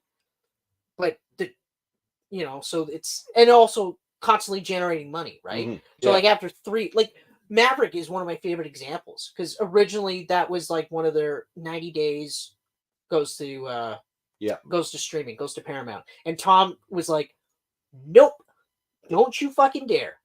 Don't you fucking dare. Let's push this for 6 months. And they went to 6 months. And even then, because it was still making money, they were like, you know what? Let's just leave it. That's all right. Let's just leave it. That was in the theater a long time. It was in like I couldn't remember the last time in recent memory that the movie was in for that long. Like it was top 5 for 2 months. Like Endgame, I don't even think Endgame was in for that long. No. All Marvel movies are very front loaded. Yeah, actually, I think you're right. Yeah. Like, because Endgame was in there for a while, but I remember like it's still in the theater. I think it was in for like 9 months. Oh yeah, no, like Maverick reminded me of Titanic. Remember Titanic was for like a year? Holy fuck! Yeah, just would not leave. Yeah, exactly. but think about that. Now imagine. Now, granted, like luckily Tom is in that position, where he can go, no, right, and like he did the same thing that Christopher Nolan did, but Christopher Nolan also didn't have, like, full disclosure, that movie should not have been released in the theater and on HBO Max. Like, Nolan was correct. It shouldn't have been a simultaneous release. Shouldn't have been. That's a dumb move. They should have done it first, gave it the 3 month window. Absolutely. And then, because like, oh yeah, there's a pandemic. I'll go to the theater. No, I'm gonna fucking watch it at home. Yeah, exactly. Like, and to be fair, that movie, it's a Nolan movie, so it should have been experienced in the theater. Yep. I'll give you that. It's unfortunate that the hill he died on was a bad movie. like one of his worst movies. Oh, it is his worst movie. Visually amazing. It is 100% his worst movie. But man, is it ever bad. Like, I don't ever want to watch it again. Oh, I'll never watch it again. And I love Nolan's movies. Never. But anyway, so getting back to Snyder, there's no metric. There's no way to rein him in. And I think he needs somebody to rein him in. Yeah. Like, you look at Man of Steel, who was the producer? Christopher Nolan. So even though Christopher Nolan signed off on the Superman Kills Zod, which he shouldn't have, but he did. The rest of it that showed like some restraint. And now he's just like, we voted to get that Snyder cut Justice League, and now he's like, I'm the fucking greatest. Yeah. We created a monster. We created a monster. Because while, yes, that Justice League was infinitely better than what we got, but at the same time, he did Army of the Dead. It wasn't that great. And Army of the Dead was good. Army of Dead was good. So someone was holding him back on that one. But like, how many times have you watched it since, though? Twice. I've watched it twice. I've watched it twice, actually. That's right. I watched it twice. I do want to rewatch it. Zombie movies don't have a ton of replayability. I do kind of want to rewatch it just for the time loop stuff. Yeah. Because I wanted to see if they touch more on that. But I also kind of want to watch that and then watch the this prequel that I never even fucking checked out. I haven't watched it either. Army of Thieves? Army of Thieves, yeah. And it got good reviews. Yeah. So because I want to rewatch that, watch that, and see if there's any of that time loop stuff in there too. Because I thought that was a really cool little thing. He didn't even have to add that in there, and I thought it was a really cool thing. And I'm surprised that we don't get a sequel. Yeah, well, he jumped the Rebel Moon. I don't know what happened because it was going to be It was going to be Army of Thieves, and then Well, no, you know what? It was because he wanted to do the Star Wars. And and then they were like, "There's no fucking way." Netflix gave him the money. Yeah, so he went for it. Yeah. Well, look, for the people that like this movie, both movies, and we're still talking about Rebel Moon. We've left Oblivion. Yeah, we're done with Oblivion. For the people that like those movies, I'm happy that you like those movies. I really am. Yeah. If they make you feel better about everything, that's what I want. I don't care about any of those things. I love that you love the movie. I just don't. And I'm not saying I hate Zack Snyder or I think he's terrible. I think he's incredibly talented. I think he just needs a little bit of reining in. But when that guy nails it, he fucking nails he's proved it more than once that he's fucking good. Good director. Good director, great cinematography. Yeah, because he does his own cinematography for the most part too. He's very, very hands-on. That was a nice thing. When they were talking to the cast of the second Rebel Moon, they were blown away that Zack Snyder's in it with them the whole time. Yeah. Like, I'll give him credit for that. They're like, never have we worked with a director that's like in there with you. Yeah. Like, you're in a pit getting fucking shit thrown on you. He's in the pit getting shit thrown on him too. There's a lot of I don't even think I think he's a fine dude. Like, I don't think there's any. Oh, he seems like a cool dude. You know, I mean, he's certainly. I haven't heard anything about like similar to Joss Whedon. No one's ever said anything about that for him. So no. But so getting back to Oblivion. So my main thing with Oblivion, and I was thinking about this because, like I keep saying, like it's not like the story is revolutionary. Yeah. Okay. But you've got, well, we already talked about it. Cinematography. Mhm. This is an incredible looking movie.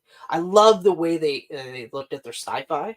Like, I love the ship design, the house design, the uniform design. I love all of that. Even the scavengers. Yep. How they're wearing like hockey pads and shit like that. Stuff that you'd find Everything on Earth. looks gorgeous. You know. The style of the drones are cool. The drones are my favorite thing. Yeah. They looked like they had a Yeah. face, and they Yeah. looked like when they looked angry. Yeah. You know, when they were Yeah. like this, you were like, oh shit. Like, and I loved that. That's my favorite part about it, how menacing they could look. Yeah. But at the same time, also look kind of friendly. But just enough where you're like, you can kind of say, oh, you know, don't mind them type of thing. But then all of a sudden you're like, wait a minute, holy. Like when he's like trying to stop them from like killing her, right? Mhm. Because like laid waste to all of them. And then he's just like, no, no, no. And he's like fucking firing. And it's just like, oh, okay, you're Jack Harper. You're cool. Or Very cool. no, even before that. Even Yeah, before yeah. that, he was like, hey, it's Jack. Stand down. It's Jack. Stand down, you know? And he's like, oh, right, you're not a human. And that's a thing. It's subtly, they show you this thing happen. And you're like, what the fuck's that all about, right? Yeah. So then later when they go, well, it's for killing humans. Then you're like, oh, shit. Oh, shit. Yeah. Whereas I feel like, unfortunately, I'm going to shit on him again. Zack Snyder would show you that scene and then go, I wonder why he didn't kill me. Or no, why would he want to kill me? It seems so weird that he would want to kill me today. 4 days later. Yeah. Oh, What? it's because they're programmed to kill humans. 24 hours before. What? Yeah. Where are we going?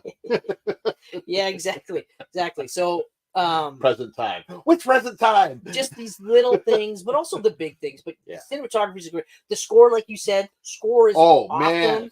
Man. Like, whoa. And MIDI-3 did the whole score. Oh, And that final song, that Oblivion song. Yeah. Oh fuck, I love that song. so good, so good.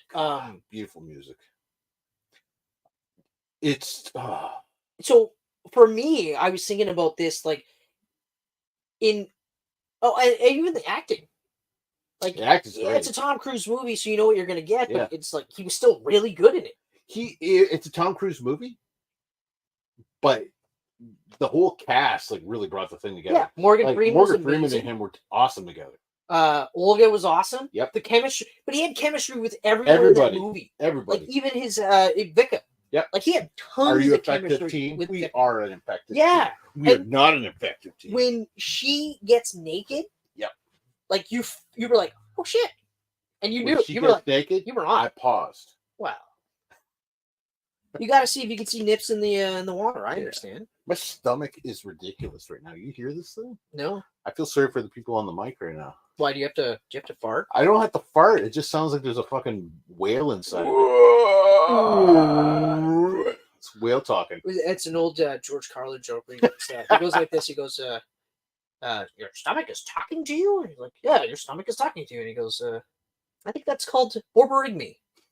Borborygmi. It's a great word for that. Like the perfect word for it. Borborygmi. Munya." Oh, Carlin. Oh, Yeah. fuck. But so I was like, so you got this movie that's expertly shot, Yep, expertly scored, expertly acted, but the story good. But like once you get to a certain point, you know the ending. Yeah, you know what I mean. Like you know who's gonna die, especially because there's clones in play. So then you know someone's gonna die. Tom Cruise, right?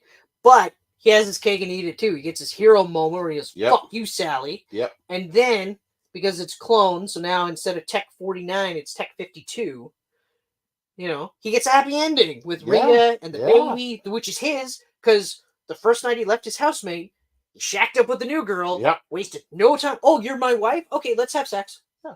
I vaguely recall you from a dream, but you know what? If you say I'm your husband, we should probably just have I spent sex. my whole existence thinking there was only one vagina. I found a second. I must have it. Must have. So we bell in the background. Your neck. Shit. Tommy. But like even little things, like of course, like at the beginning when what's his face, I was gonna say his Game of Thrones name, Jamie. Oh yeah, yeah. And Jamie's like all like, oh, untrusting of this guy. It was like I know you guys are gonna be high-fiving at the end. Oh yeah. At some point, Jack Harper's gonna do something, and you're gonna go, well, I guess he's not that bad. He's a pretty good guy. Good job. You know? Now they didn't do a fist bump. No, Which they should have. they should have. But Fist bump would have been real good. But so you have all of this in a lesser director's hand with a set of poor cast. Like, this is a B movie story. But I guess the point I'm trying to make is this is a clear-cut case of elevating, because they got this cast, which is incredible cast. Everyone's got chemistry. So they lift up this story that, like, even the reviews are like, the story is but they talk about the score, they talk about the cinematography, they talk about the acting. But even, like I said, like, there isn't really too many plot holes involved here. No. Like, everything is tied together largely quite well. Really good movie. Like, there's a lot going on, and it all works. It works, and it's not overwhelming. No. But it's not too wordy like Rebel Moon. More or less Rebel Moon 2. I will say Rebel Moon wasn't as wordy. Scar Giver. Yes, Scar Giver. I am going to rewatch them, to be fair. I am going to rewatch them. The R-rated cuts? I don't know if I'm going to... But he was like, oh, yeah, no, there's longer R-rated cuts that are better. And I was just like, why didn't you just release that? It's streaming. Exactly. You're not getting box office money. Like, I don't understand that, to me. Why is there a PG-13 cut for a streaming movie? Yeah, I understand. Maybe it was because he thought they would want to put it into video, to theaters. Yeah. Once it got to a certain streaming point, they'd be like, maybe we should try to make money off this. I wish it was in theaters. I'll tell you right now. I would have watched it on the big screen. I would have saw it in the theater. Yeah. First one, I probably would have been like, okay, all right. Second one, I would have been like, fucking mad that I saw it in the theater. I'll tell you that right now. I'm really bitter. I'm honestly really bitter about how much I dislike that movie. But I am going to give it a rewatch just because, who knows? Could be the mood I was in. It could be. Because remember, I wasn't a huge fan of The Matrix first time around. And now, one of my favorite movies. It took quite a while. One of my favorite movies. Still, Dark City is still one of my favorite movies, but it pales in comparison. I really got to watch Dark City again. But the other part, too, is that Dark City, while the plot is similar, these are two different fucking movies. Oh, it's so different. Two different fucking movies. They're so different. There's similarities, but I never understood that for years. I was like, Dark City and The Matrix are so different. I know, like, when I rewatched it, both of them again, it was like, were you just trying to hate on it because you watched Dark City first? Like, was that what you were doing, Chris? I can't like two gothic movies at the same time. It's not even like one is definitely gothic. Yeah. The other one is more techno punk. Yeah. But or cyberpunk, I guess. Yeah. But even still, it's just like one's a kung fu fucking blockbuster smash. Yeah. Like slow-mo bullets. Like the other one, shit you've never seen before. The other one's a mystery movie. This one's it's a slow burn mystery with a similar storyline. Yeah. But still, what? So anyway, like, they're two separate movies, but The Matrix is infinitely better. Anyway, Oblivion, awesome movie. I love Oblivion. Such a good movie. I honestly love it. It's in the top tier of Tom Cruise movies. I should not have waited 10 years to rewatch this movie. Oh, it's like your second time watching it? Yeah. Wow. It isn't quite 10 years, but it's like I watched it when it came out. Yeah. And then I love this. I love this movie. That was it. I've seen like it I said, numerous times. I literally, within the first half hour, I was like, I can't believe I haven't rewatched this sooner. Because I think about this movie, like, for the last couple of years, I've been thinking, I should probably check that out. And that's another thing where I'm like, I like that feeling. That's what I love. When you get that feeling where you're like, you know what, I want to check that movie out again. And then for some reason, I just didn't. And I'm glad that we did this because I was like, yes! Yeah. So, overall, absolutely amazing movie. Love it. Great movie. Your mileage may vary, as the kids say these days, but let me know. Let me know if you like this movie. Let me know if you don't like this movie. Put it in the comments because that's what we want to hear. And now for Instant Questions! All right. Here we go. Sometimes I get good, right? What's your go-to ice cream flavor? right now, Reese's peanut butter. Oh, mine too. Are you serious? Yeah. Fucking rights, man. When Peanut you butter. get those chunks, Oh. Have you tried the Haagen-Dazs chocolate peanut butter?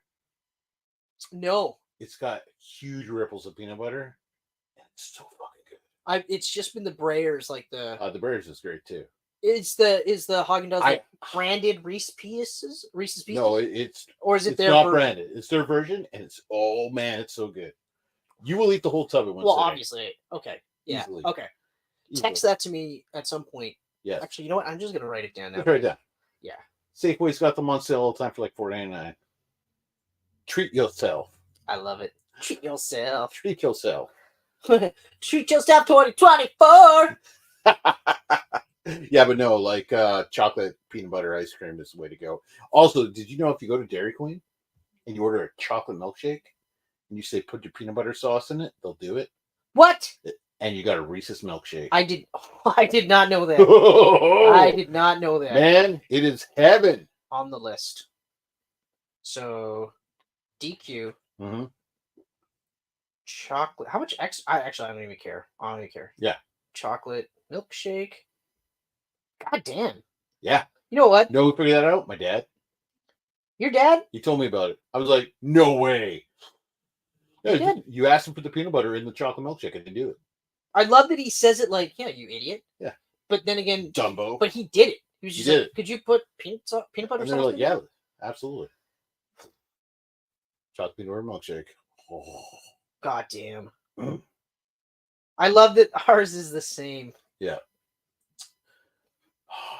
I'm a sucker for chocolate peanut butter. And I'm not the hugest ice cream guy, but I'm a huge Reese's Pieces guy. Yeah. And every once in a while, like, I would get a craving for ice cream, like cookies and cream. That's like my second favorite. That's my backup, right? Love that one. And I was hitting that one for a while, and then I was like, man, I wonder if they have Reese's Pieces. And before I finished that thought, I was like, they have Reese's Pieces ice cream. There's no way they don't. So then I went out and bought it, and I was like, greatest day ever.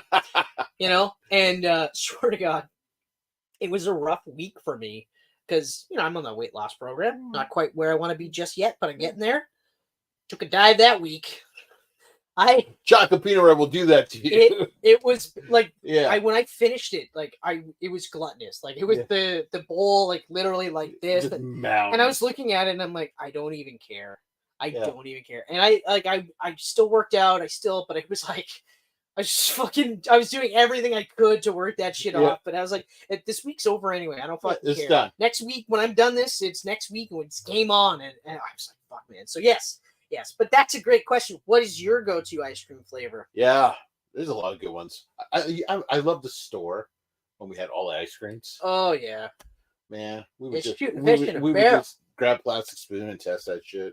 Yeah, that was great. That was a score. Tiger Stripe, sucker for Tiger Stripe. I still don't know exactly what's in that. Black licorice and just orange flavor, I think. Right, which is weird because I'm not the hugest black licorice fan. Me neither. But I like Zambuca because who doesn't? But yeah, Tiger Stripe was another one I really liked. There was this old one called Bubblegum. I was a sucker for Bubblegum. Bubblegum. Which is dumb. Yeah. But because you're eating ice cream. Those cone things you could buy? It was like a plastic cone, and it was ice cream, and then you had like a big bubblegum in the bottom of the cone. Oh, yeah. Yeah. But then drumsticks. Drumsticks are another one I'm a sucker for. And to this day, like, I don't care how old I am, I'm like, eat, bite, suck the rest through. Oh yeah, and then eat the rest. But also Reese peanut butter drumsticks are like right up there too. Clearly, just fucking Reese peanut butter. Period. Yeah.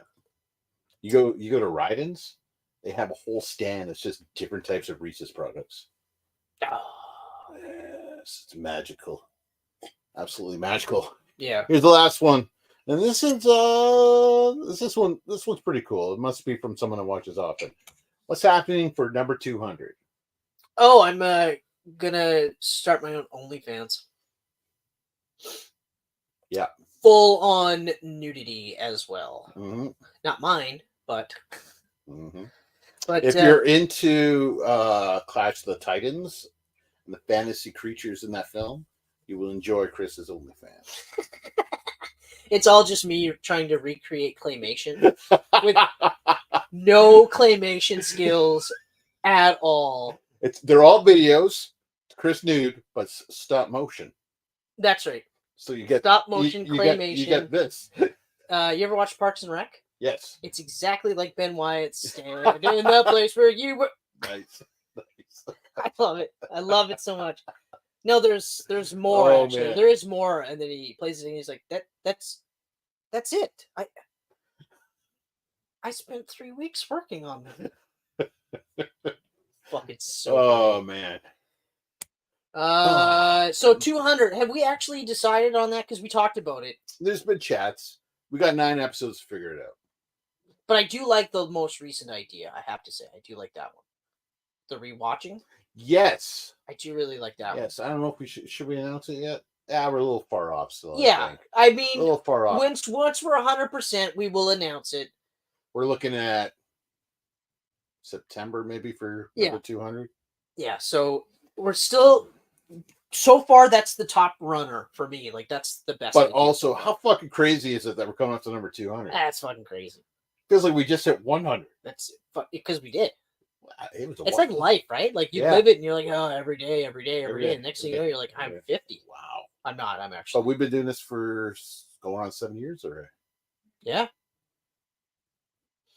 Time flies. Time flies when you have fun. Yeah. But yeah.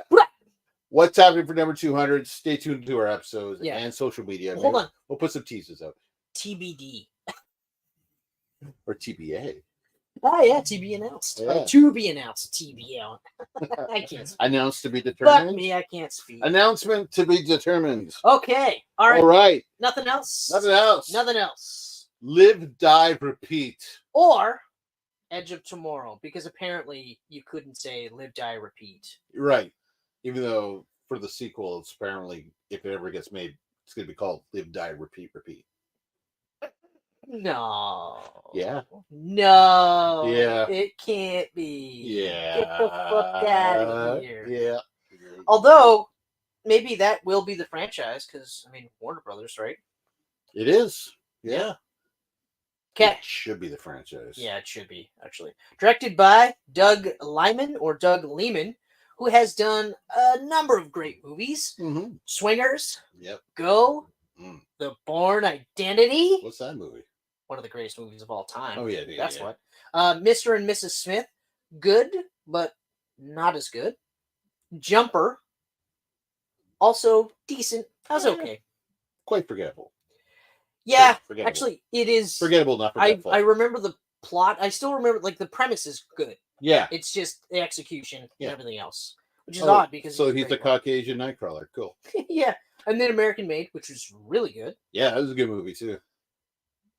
Okay. Mm-hmm. All right. Screenplay by Christopher McQuarrie. Who's that? Who pretty much just works with Tom Cruise now. Yeah. They're exclusive. Yeah. He's done a bunch of things. I wouldn't be surprised if they're married. He wrote and directed... he actually directed The Way of the Gun. That was his debut. Really? Yeah. Wow. That was good, too. I really liked that movie. That was a good movie. That was Ryan Phillippe. And Benicio del Toro. And Benicio. Yeah, in fact, it's probably the only Ryan Phillippe work that Treason. He was good in Treason, too. Treason, Cruel Intentions. Upon rewatch, I no longer like that movie. Anyway, Jack Reacher, Mission Impossible, the last four Mission Impossible movies since 5, 6, 7, and then 8. Yeah, so those, The Mummy. He was part of the writing team for a bunch of movies. Anyway, he and Tom Cruise are like besties now. Yeah, Jez Butterworth and John Henry Butterworth. So they're collaborators, obviously, because they're brothers. That's pretty cool to have. Cool. Be co-writers and also make syrup. Yep. Although that's their mother. All right. Budget $178 million. This one grossed $370.5 million. Woo! So similar budgets, but this one just made more money. Yeah. And for good reason. This was a great movie. This was a better movie than Oblivion. This is I would say this is a perfect movie. Yeah, for me, I'd have to 5 out of 5. I'd have to agree. Solid 5 out of 5. Mm-hmm. That one would have been, or Oblivion would have been more of a 4 out of 5. About 4. Because the story was, like I said, it was like cool enough, but there was too much. There was enough of me going like, I know how that's gonna end. I know, like, you know what I mean. Like once you get to a point, like I said, you see the rest. You just go, that's how it goes. Yeah. But which is fine. Like there's nothing wrong with it, especially when it's cool. You know, when it's cool, it's cool. Yeah, but also to be fair, this is a different kind of sci-fi movie than what we just were talking about. It is. Oh yeah, very different. Oblivion is more, I would say, sci-fi thriller with action elements. Yeah. Whereas this is sci-fi action. Mm-hmm. Period. But this is awesome. And a little bit of comedy.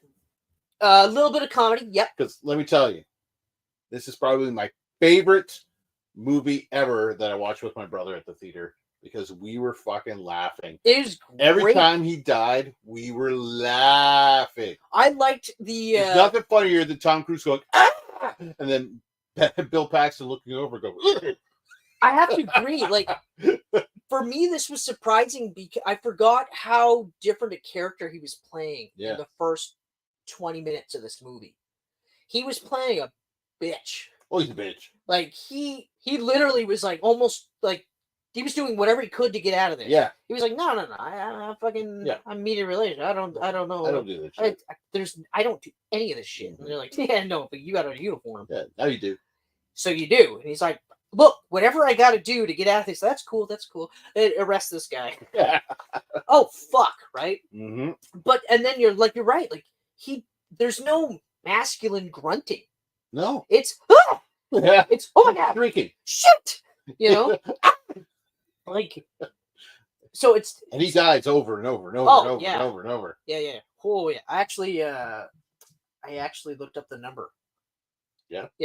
I'll pull it up. You gonna bring it up? Okay. I'll bring it up. Okay. But so and again, Groundhog movie for me. Groundhog Day movies. It's a Groundhog Day movie. Yep. Groundhog Day movies when they're done really well. One of the best. Oh yeah. Mm-hmm. I was thinking about this. It's literally like from obviously Groundhog Day. Yeah.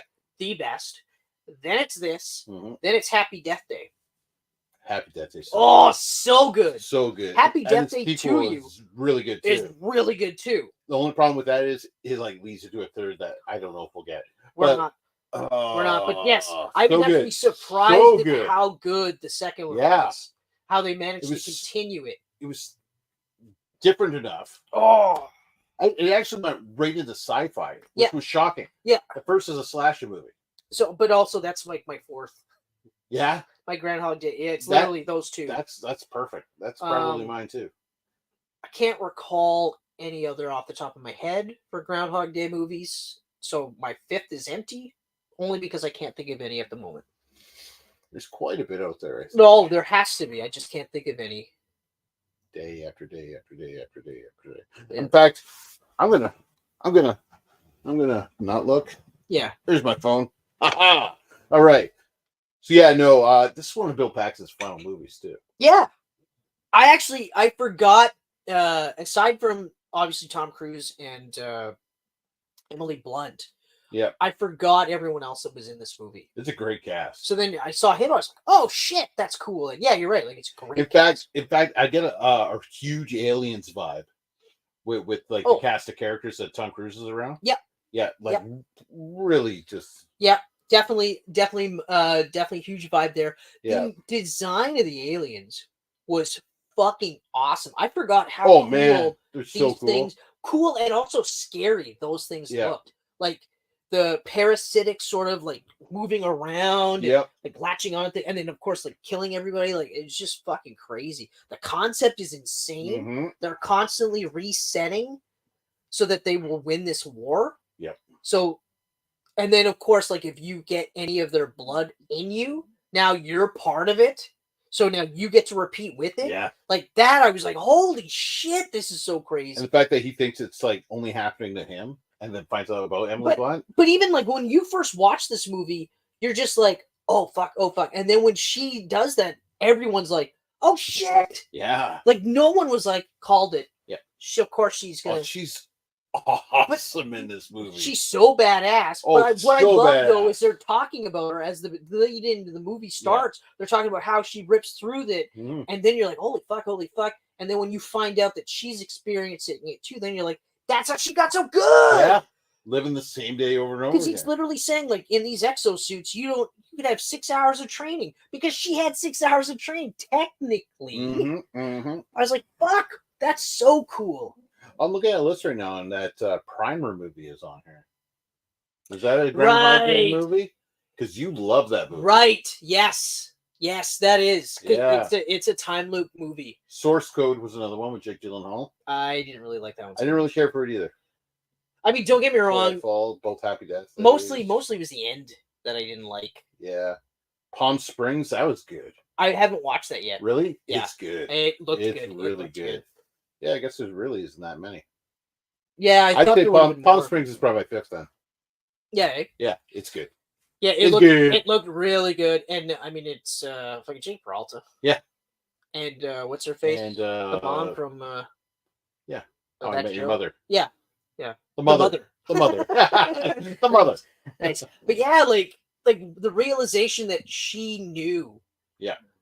And that was a really nice touch because then, of course, now every time he repeats, he can do the same with her. Right? Yeah, exactly. Bring her up to speed. They don't have to go too far, right? Like, oh, fuck. So cool. It's so smart. The movie is so smart. Like, I can only imagine how hard it would be to write this movie. Well, I mean, even coming up with this based off the book, because the book is a bit different. Yeah, actually, I haven't read. Well, yeah, it's a Japanese manga, right? It's actually a book. I thought it was a Japanese manga. There is. But based on the book. It is based on a book. Interesting. Yeah. What was it? All You Need Is Kill. Yes. Science fiction light novel. All You Need Is Kill. So a light novel is a type of popular. Hold on. Oh, it's for kids, really, like young adult fiction. Oh yeah. Teens to 20s. All you need is kill. Light novels are commonly illustrated in a manga art style and are often adapted into manga and anime. Interesting. But they are published only as books. So I actually tried reading some of the book, like the comic itself. Yep. But I was like, yeah, you know what? I just watched the movie. I don't care. I don't really need to go that deep dive. No. I never really had any interest to read it.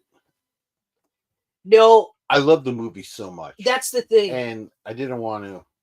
I'm happy with the way the movie is. Yeah. Yeah. And I was like, I read like the first couple of pages and they really, a lot of it is similar. Yep. But then I was just like, yeah, but so what? I'm not a fan of the art. The art really wasn't selling for me. And if I already was on the fence and the art's not that good, I'm probably gonna drop your book. Yeah. Yeah, probably gonna drop it. Probably gonna happen. But yeah, no, the montage, like even the training, like him getting better, which I also really liked that they showed that where like, well, first I like that he goes from being like fuck to now this is the only way I gotta get out of this, so I gotta get better and better. Like, and all he wants to do is get away from the battles. Like that's it. He just wants to get away from the beach, get as far away from the battle as possible. And then eventually, of course, when he meets her, then it's like, oh, okay, all right. And then they get to the point where they're like, well, we can try and stop this, right? And it's just, fuck, so good. Oh, it is a perfect movie. It is so good. I don't know why I didn't rewatch this sooner, because this is like one of my favorite movies. And within minutes, I was like, right, Chris, you really liked this movie. Oh, yeah. And I knew I liked it. I knew I was like, this is going to be great. And then when you're like, holy shit. Yeah. It's McQuarrie with the guy that made the first Bourne movie. Yeah. And fucking Tom Cruise. And Tom Cruise. And Emily Blunt. And her character was fucking awesome. Oh, yeah. Like, Full Metal Bitch. Ass. Yeah. Full Metal Bitch. Yeah. Oh, man. Full Metal Bitch. Oh, with all her, like, posters. Oh, my God. But she had a fucking sword. She had a cloud stripe sword. Yeah. Okay? That thing was awesome. The lore was great. Yes, there's more exposition in this one, and I know I was just kind of shitting on Zack Snyder. But it's done right. But it's done in a way where it's not... well, Well, they simplify it. They start big lore here, Mm-hmm. and then when they repeat, summarized. Yep. And then after that, it's like bullet point. Yep. And then it's And that's what Snyder needs to do. He does this, and then it's almost word for word verbatim later, but it's accompanied with a different scene. Yep. And then same thing later, little smaller with a different scene. It's like, I'm not stupid. I was paying attention to this movie. Yeah. It's not hard to follow. Like, I don't need breadcrumbs, buddy. Mm. Oh, man. Action sequences were incredible. All the action is great. The exosuits looked awesome. They looked so cool. I liked the way they moved. The very first scene with the draw, like the what's the fuck's the name of the beach in World War II? Normandy. Yeah, it's like Normandy Beach with exosuits. Yeah, and aliens. But I even like the initial sequence where everything goes wrong. Yeah, and then like some of them, almost all of them, died before they even get off. And when they get off, then the dude fucking lets it all hang out. Dude. Yeah. Fucking Streaker. He eats it, and out of all of them, fucking Cage is the one that isn't. Although I think it's intentional that his name is Cage because he's kind of locked in this time cage.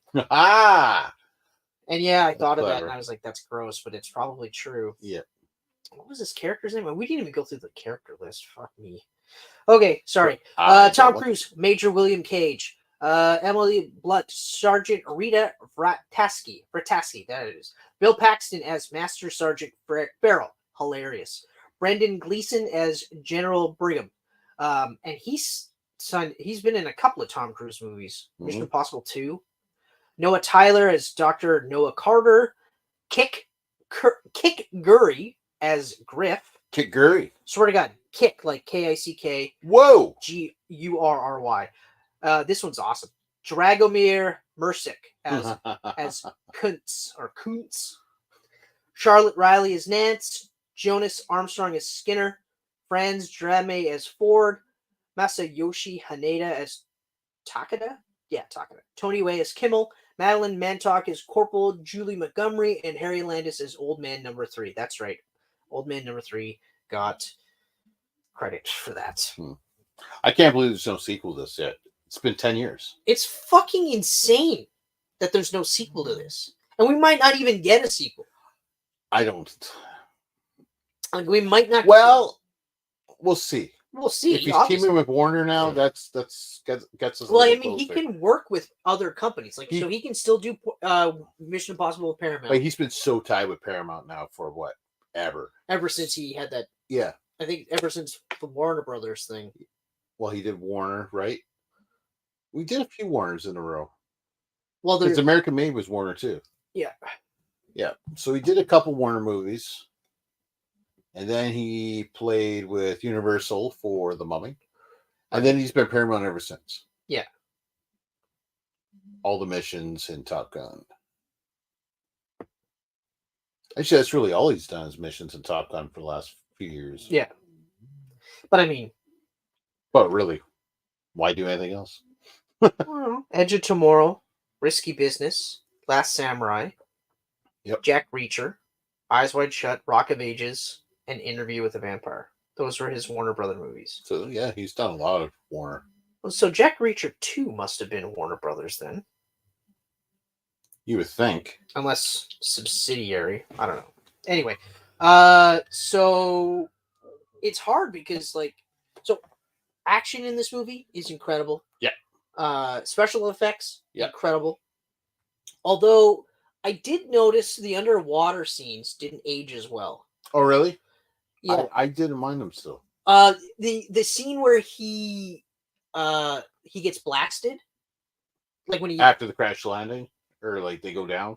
Yeah. At the end there. Yeah. There was one or two scenes that looked a little wonky, but when he died, like when he got the blood in his face, that was rough.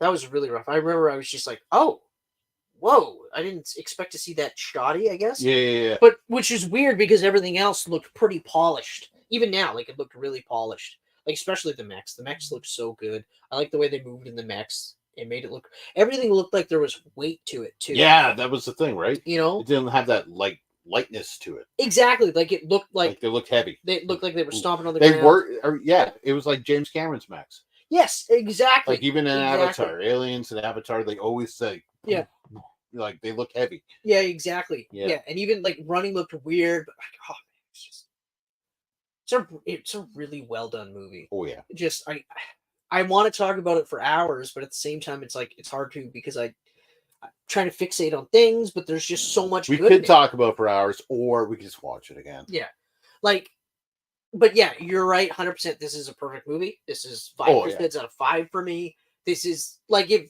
someone's like, "Hey, you want to watch Edge of Tomorrow or Oblivion?" I'll be like, "Edge of Tomorrow," like all day long. I would always put Edge of Tomorrow first. Same here. It's a fun movie, but it's also just a really like it's. I don't really get tired of it. Yeah, everyone's good in it. You want to see them succeed. You want to see them win. You want you want everyone to have a happy ending. Yep. But at the same time, if some people don't make it, mm-hmm. you understand. But overall, just such a good movie. Yeah. The only thing that I kind of had a little that I thought was kind of weird was he remembered at the end, but she didn't, mm-hmm. which I didn't make sense to me, especially because she was looping first. But he completed it. He completed the loop. Right. But I'm looking at it like either they both forget or they both remember. That's the part that's hanging me up. It doesn't like unless she does remember and she's just not saying it. But if they're going to do a sequel, I feel like she. But her reaction isn't. You're right. Yeah. Hey, you. Right. Yeah. Right. Like it's definitely like what. So what? What maggot? You know. Yeah. But like it's just one of those little things. Like it doesn't wreck the movie for me, but I definitely was like, oh, that's weird. That's the only thing where I would be like, yeah, maybe I don't know, maybe don't do that. But but even still, so good. Especially because like by the end of the movie, he's a soldier now. Yeah. Right. And also, how many fucking things are like? It's funny because all of a sudden he goes from like this shit douchebag, right? And the next thing you know, they're like, "Did you see the shit he's doing in this fucking mech?" Like when he's like, they're like, "Is safety on?" I don't know, or like, it should be. It's good and stuff like that. And next thing you know, he's like, he's armed up and everything. They're like, what the fuck is happening? Like things like that. It was like that is awesome because exactly like if you think about it. You spend that much time doing it, mm-hmm. and you get that good, and everyone knows you're a shitty soldier, right? So how many days did Cage live in Edge of Tomorrow? Because I did do this. Nope, shopping. No, I don't want that.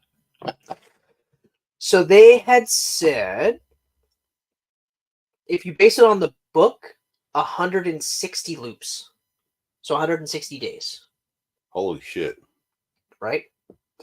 So each loop lasted a day. Yeah. There was no loop that lasted like a week or anything, right? Right. Yeah. But then the argument starts becoming, it could easily have been a decade or more. It would have been at least a year to become a decent fighter and then to learn to use the suit. Right? Right. So... And they're also looking at like Groundhog Day as an example too, because a lot of the stuff that he's done, they're like, well, just the card tricks alone would have to take X amount of time. Yep. The piano playing, X amount of time. The ice sculptures, X amount of time, right? So we're talking like thousands.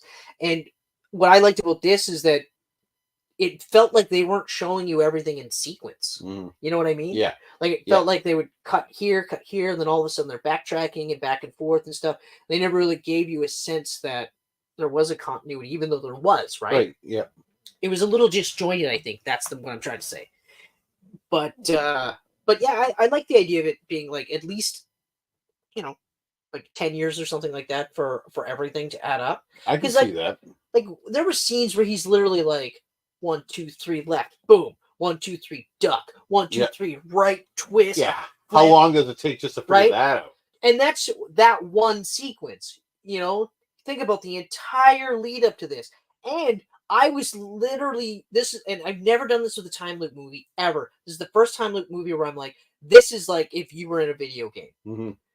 This is where Yeah. you die, Yeah. and you go, oh fuck, okay, well, Okay, well that didn't work, so let's do this. Let's do this, this, and this. Oh, that worked. Well, now I'm dead. Okay, but I got so it this worked far. up to that point. Yeah, so I now got this far. So once I'm here, then I can do this, and then I was like, oh, this is even better. And I never made that connection the last couple of times I watched it. I never made that connection, and I wish I did, because now I'm just like, this is even better, because you just think, like, that's me playing a fucking video game. Yeah.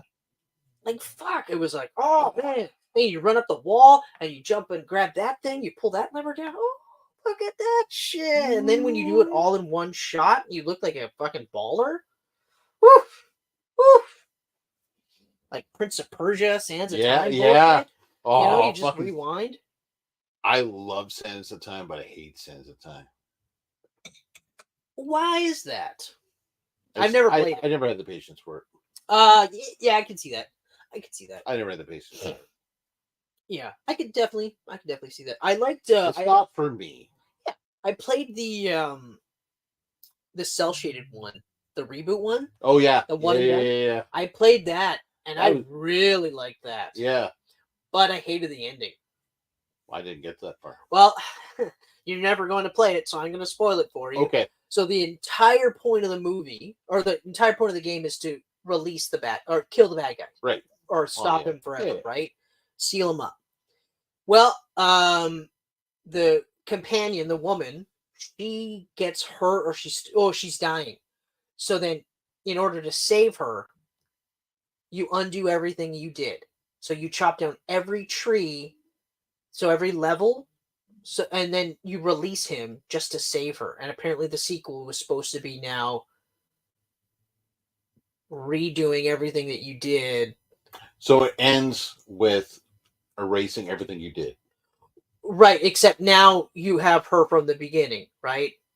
Okay. It's like I was like, do I have to do this? Because they make you actually physically. It's like watching Next. Right. You won't get to the end and you realize that nothing matters. Yeah, that's the thing. And then nothing matters. And on top of that, so you spend all this time saving all these different realms, right? To stop this thing.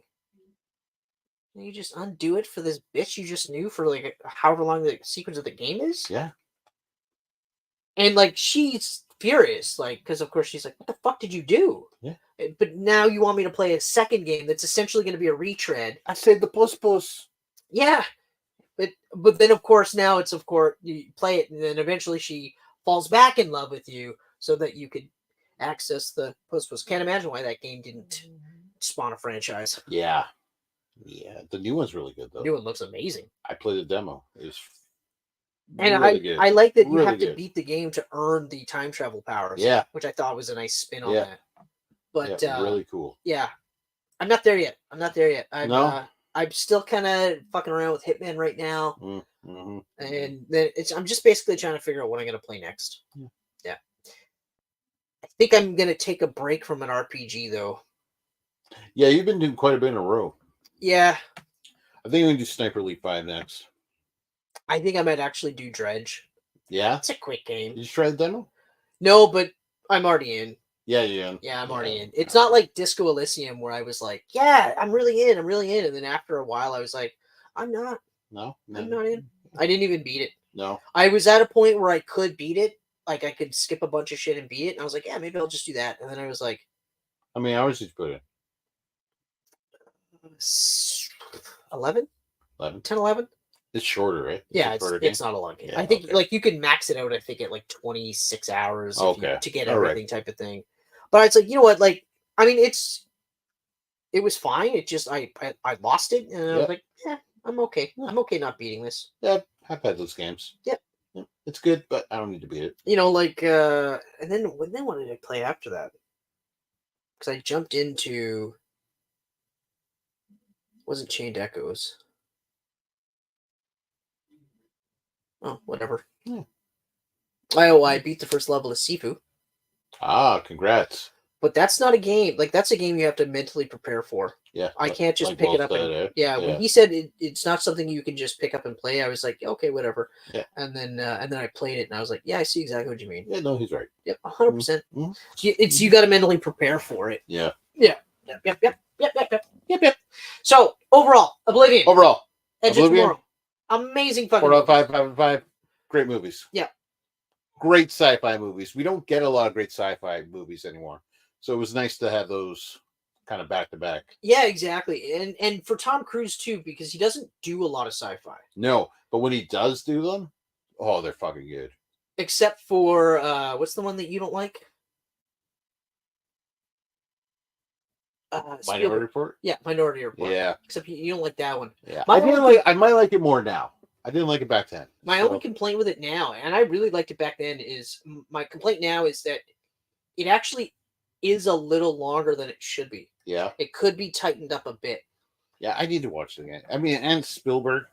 It's weird that I don't like that movie. Yeah, I mean, he runs in it. Yeah. He jumps in it. What?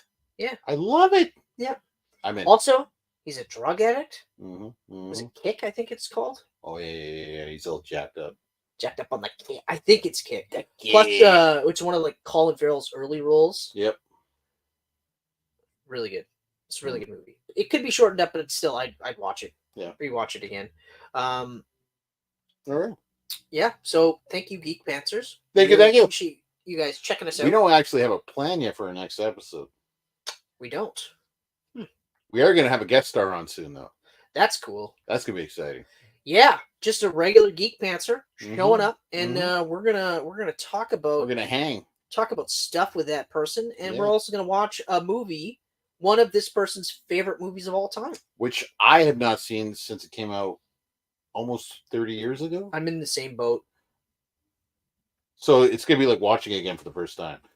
Yeah, because I remember nothing about it besides it's the movie where those two people that got married eventually met. I vaguely recall stuff about it too. Yeah. Right? Like it's like Existence. I remember watching it. I remember liking it, but if you want me to tell you what it's about, I can't. I can tell you that there is a weird like bio gun thing, but the only reason I remember that is because I know how that was made because of that clip that you showed me. Yeah. That's it. Yeah. But yeah. I'm surprised you forgot about the 13th Floor. We loved that movie. I know. When you said that too, I was like, what the fuck are you talking about? Yeah. And then I was like, right. Oh, you did remember it eventually? I Googled, and so... Okay. I was like, right, that actor, because he was like on the cusp. Yeah, he was in a few things there, and then he just disappeared. Yeah, he probably just didn't want to suck a dick or something. And Gretchen Mol, too. Craig Bierko. Right. That's right. Yeah, both of them were in quite a bit, and then they both disappeared. But Roland Emmerich also produced that. What's his name? D'Onofrio. Oh yeah, is he in it too? Vince D'Onofrio. Oh, I forget him. Wedigo von Schulzendorf. Oh, that's a fake name. Or he was born in Germany in 1945. Wow. I mean, still possible. Fake name. Still possible. Because I wouldn't rule out Germans getting, like, stage names. Yeah. But you don't pick that as your stage name. Wedigo. But yeah, no, I like I said, I gotta watch that again too. I was like, holy shit. I totally forgot about it. And so I'm definitely gonna rewatch that one. That came out right around the same time as Dark City and The Matrix. Yep. 99 bitches. 99. All right. Yeah, we don't have our next one picked out, but we will figure it out. We will figure it out, and we will be back. And who knows? It might be a Tom Cruise double bill again. It might be swords related. It might be The Last Samurai and Legend. Who knows? Oh, I think that's what we should do. Yeah. I've been looking for a reason to rewatch Last Samurai. I don't know why. I love that movie. I've been looking for a reason to rewatch both of those movies. Man, Legend. Unless there's because I don't think he's done fantasy That other than that Tangerine movie. Dream soundtrack. You know what I mean? Like, I don't think he's done any other fantasy movie than that one. I think that was his one and done. Yeah. So I feel like that's a good enough link. Tom Cruise, swords. Mm-hmm. Mm-hmm. You heard it here, Geek Pantsers. Swords! You heard it here first. Tom Cruise, swords, 2 weeks. It's going to be The Last Samurai, which is fucking awesome. Yeah. And Legend, which I remember being fucking awesome, but I also remember being shit scared of the Tim Curry's, whatever he was. But I remember being so... Because I was a kid when I watched it. So turned on by the girl in there. I don't remember. All I remember man, when is she's dancing around with the black dress and then she becomes all like gothic. I was like, Kink unlocked. Yeah. Yeah, that was that. Of course, now Adrian is just like, why do you always want me to wear tight black dresses? Shut up. Just wear them. Can you pretend you're dancing with it first? Oh. Why are you wearing devil horns right now? Oh, no reason. Don't ask. No reason. You know you're into it. Anyway. Ignore the unicorn. Geek Pantsers, we love you. We'll see you in about 2 weeks. We appreciate that you check us out every couple of weeks on YouTube, on Facebook, on Instagram, on SoundCloud, on Apple and Google Podcasts, on geekpantsmedia.com, on Spotify and Audible. We love you so much. Have a great night. Take care of yourselves. Bye. Bye. Yes. These pancakes are delicious.